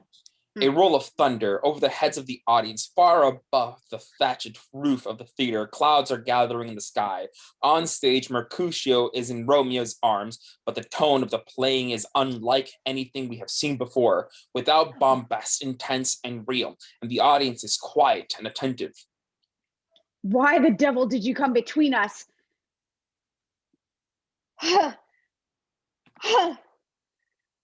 I was hurt under your arm. Exterior, the current theater day. In the semi-rural views towards the city of London, there can be discerned a gaggle of approaching men, and 3 is something orderly about them. As they come closer, we see that they are a company of pikemen marching toward the theater, led by the master of the revels. Tilling, thunder rolls. Interior, the current theater, stage day. Figures are running across the stage in the panic that follows Tybalt's death.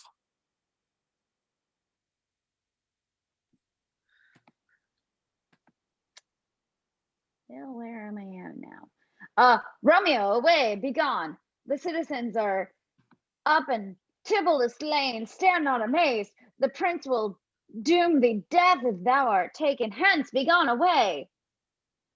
I am fortune's fool. Well, why dost thou stay? Interior, the Curtain Theater backstage day. Will has just killed Tybalt. He is still breathless from fighting. He stands face to face with Viola. I am fortune's fool. They stare at each other, transfixed. You are married. Pause. She cannot answer. If you are married, my grave is like to be my wedding bed. The implication of her silence fills the air. Will does not move. But then they go to kiss each other, which isn't in this script. Interior, the Curtain Theater stage day. We cannot tell whether this is the play or their life. The audience and the rest of the world might as well not exist. Will turns from her and begins to descend from the balcony. Art thou gone so? Will stops. Love, Lord, high husband, friend, I must hear from thee every day in the hour. For a minute there are many days. Oh, by this count, I shall be much in years, ere I again behold my Romeo. Will, as Romeo seems unable to speak, then he says, Farewell. all other sounds drain away, and time seems to stop. Oh, thinkst thou shalt never meet again? Methinks I see thee, now thou art so low, as one dead in the bottom of a tomb. Either my eyesight fails, or thou lookest pale. Trust me, my love. In my eyes, so do you. Dry my sorrow drinks in our blood. Adieu. Adieu. Interior, the Curtain Theater stage day. Now the friar is giving Juliet his potion. No warmth, no breath shall testify thou livest, and in the borrowed likeness of shrunk death shall I continue 42 hours, and then awake as from pleasant sleep. Interior, the Curtain Theater stage day. It's Fenimann's moment, the apothecary in Romeo. Come hither, man. I see that thou art poor. Hold, there is 40 ducats. Let me have a dram of poison. Let me have it. Give it to me. Apothecary, give me poison I'm Jennifer. and give me death. I'm Jennifer. I am sorry. It was literally the internet. I am so sorry. Come here, the man.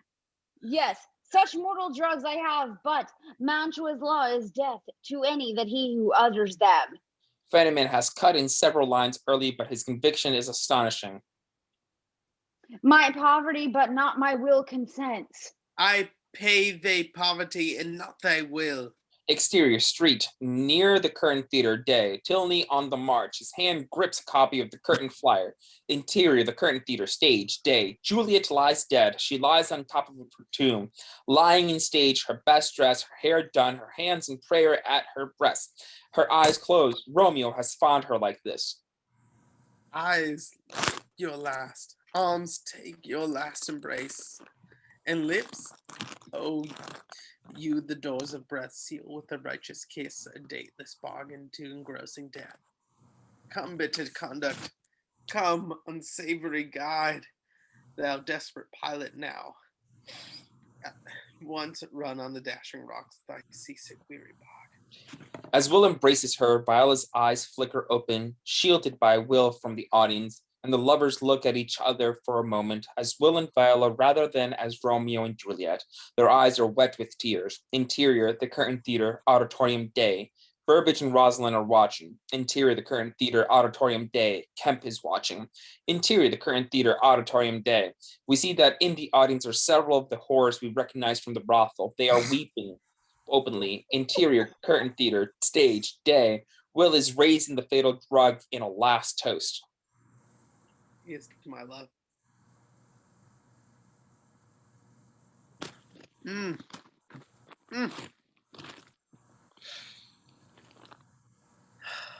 Oh, true apothecary. Interior, the Curtain Theater, the wings, day. Fenneman moved but proud in the wings. I was good. I was great. Interior, the Curtain Theater, stage, day.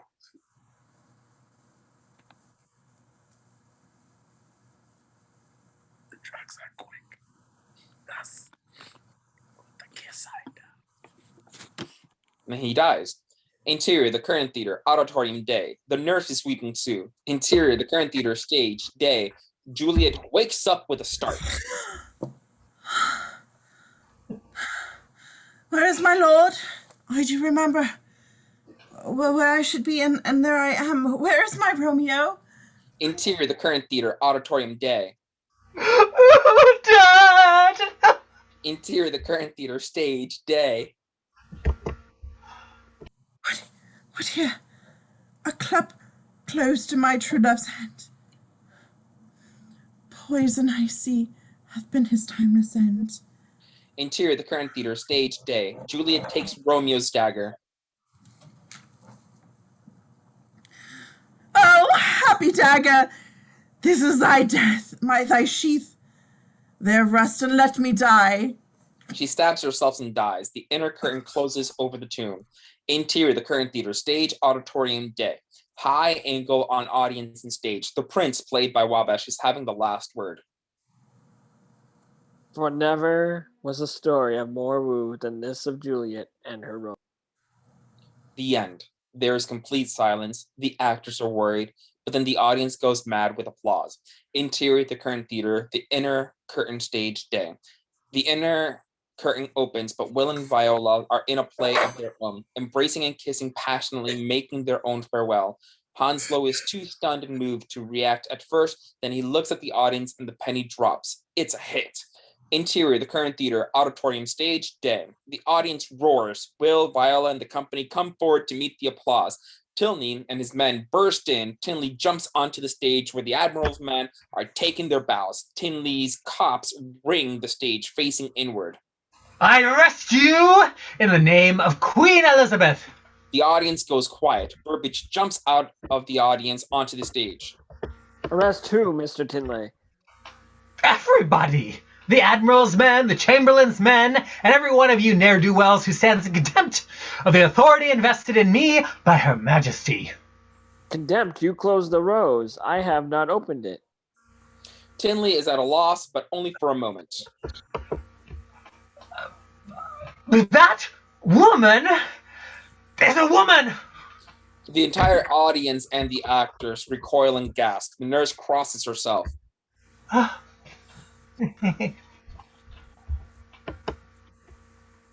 Well, fuck. A what? A woman? You mean that goat? He points at Viola, brazing it out without much chance. I'll see you all in the clink!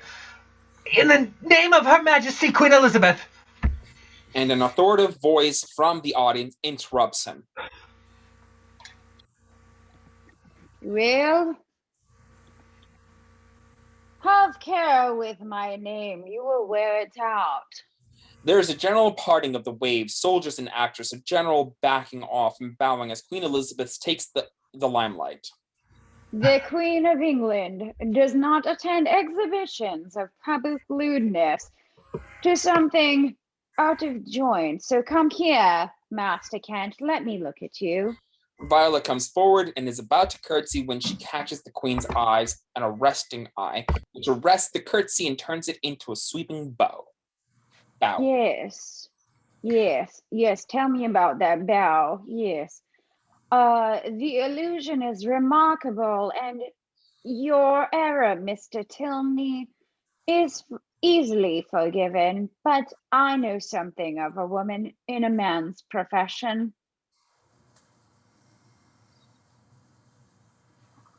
Yes, by God, I do know about that. But that is enough from you, Master Kent. If only Lord Wessex were here. He is, ma'am. The voice belongs to John Webster. He points firmly at a figure in the audience, Wessex trying to look inconspicuous. Your Majesty. Okay, all right. We're only going to get the glasses from here on out, just so y'all know. Fine. We don't even need that. You're fine. Perfect. There was a wager, I remember, to whether a play could show the very same truth and nature of love. I think that you lost it today. You're an eager boy. Did you like the play? I liked it when she stabbed herself, Your Majesty. The queen fixes Will with a beady eye. Well, Master Shakespeare, next time you do come to Greenwich, come as yourself and we will speak some more. Will bows Shall we? deeply. The queen turns to leave. The waves part for her. Interior, the current theater, main entrance day. The queen is bowed out through the doors. Exterior, the current theater day. A gaggle of the queen's favorite courtiers wait by her carriage. Wessex is hurrying down the exterior staircase as the queen emerges from the theater. During the following, a general egress from the auditorium is taking place, including some of the actors crowding to see her off. Wessex bows out of breath. Your Majesty. Why, Lord Essex, lost your wife so soon?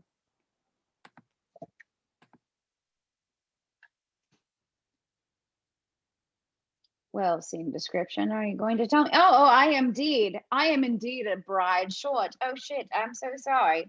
How is this to end? Viola has come out of the theater amongst some of the other players. The queen catches her eye.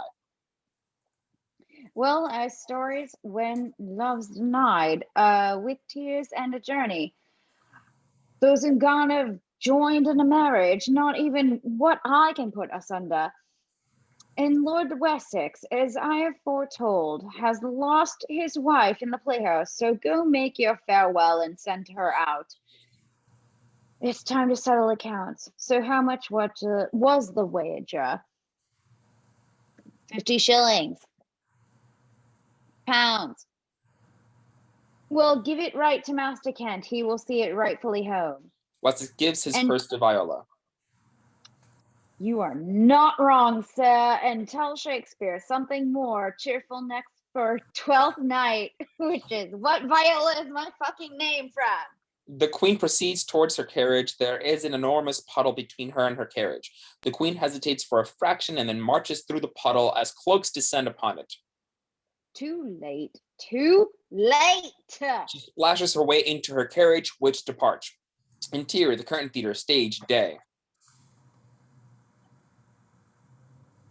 Eddie Wessex. Viola nods, heartbroken too. For a long moment, they cannot say anything to each other.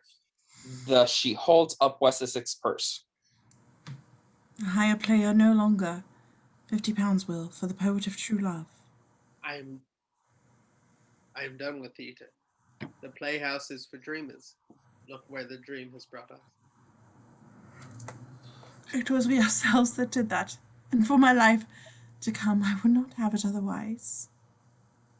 I have hurt you, and I am sorry for it. If my hurt is to be that you will write no more, then I shall be sorrier. Will looks at her. The Queen commands a comedy, Will, for 12th night. A comedy. What will my hero be but the saddest wretch in the kingdom, sick with love? An excellent beginning. Let him be a duke, and your heroine. Sad with marriage, and half with to America. At sea, then. A voyage to a new world? She lands upon a vast and empty shore. She is brought to the Duke, Orsino. Orsino. Good name. But fearful of her virtue, she comes to him just dressed as a boy. And thus unable to declare her love. Pause. They look at each other. Suddenly, the conversation seems to be about them. But all ends well. How does it? I How don't does know. it? I don't know. It's a mystery. Will half smiles, then he sears. They look deeply at each other and rush into each other's arms. You will never age for me. Nor you for me. Nor fade, nor die. You will never.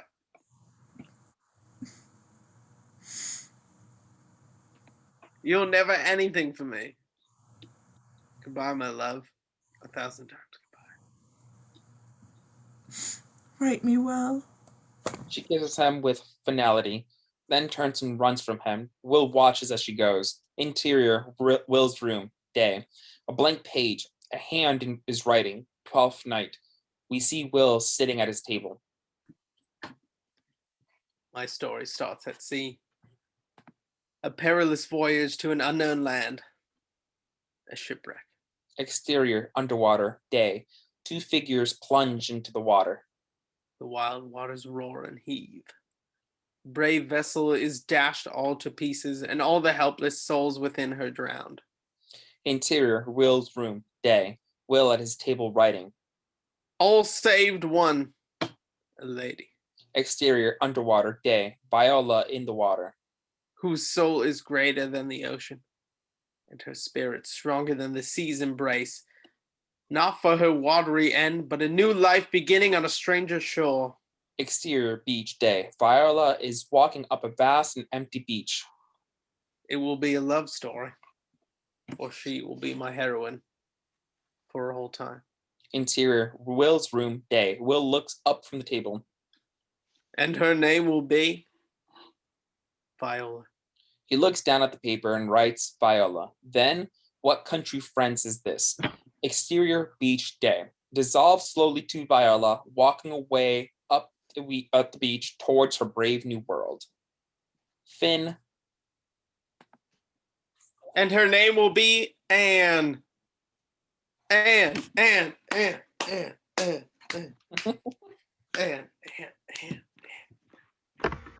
It was Agatha all along.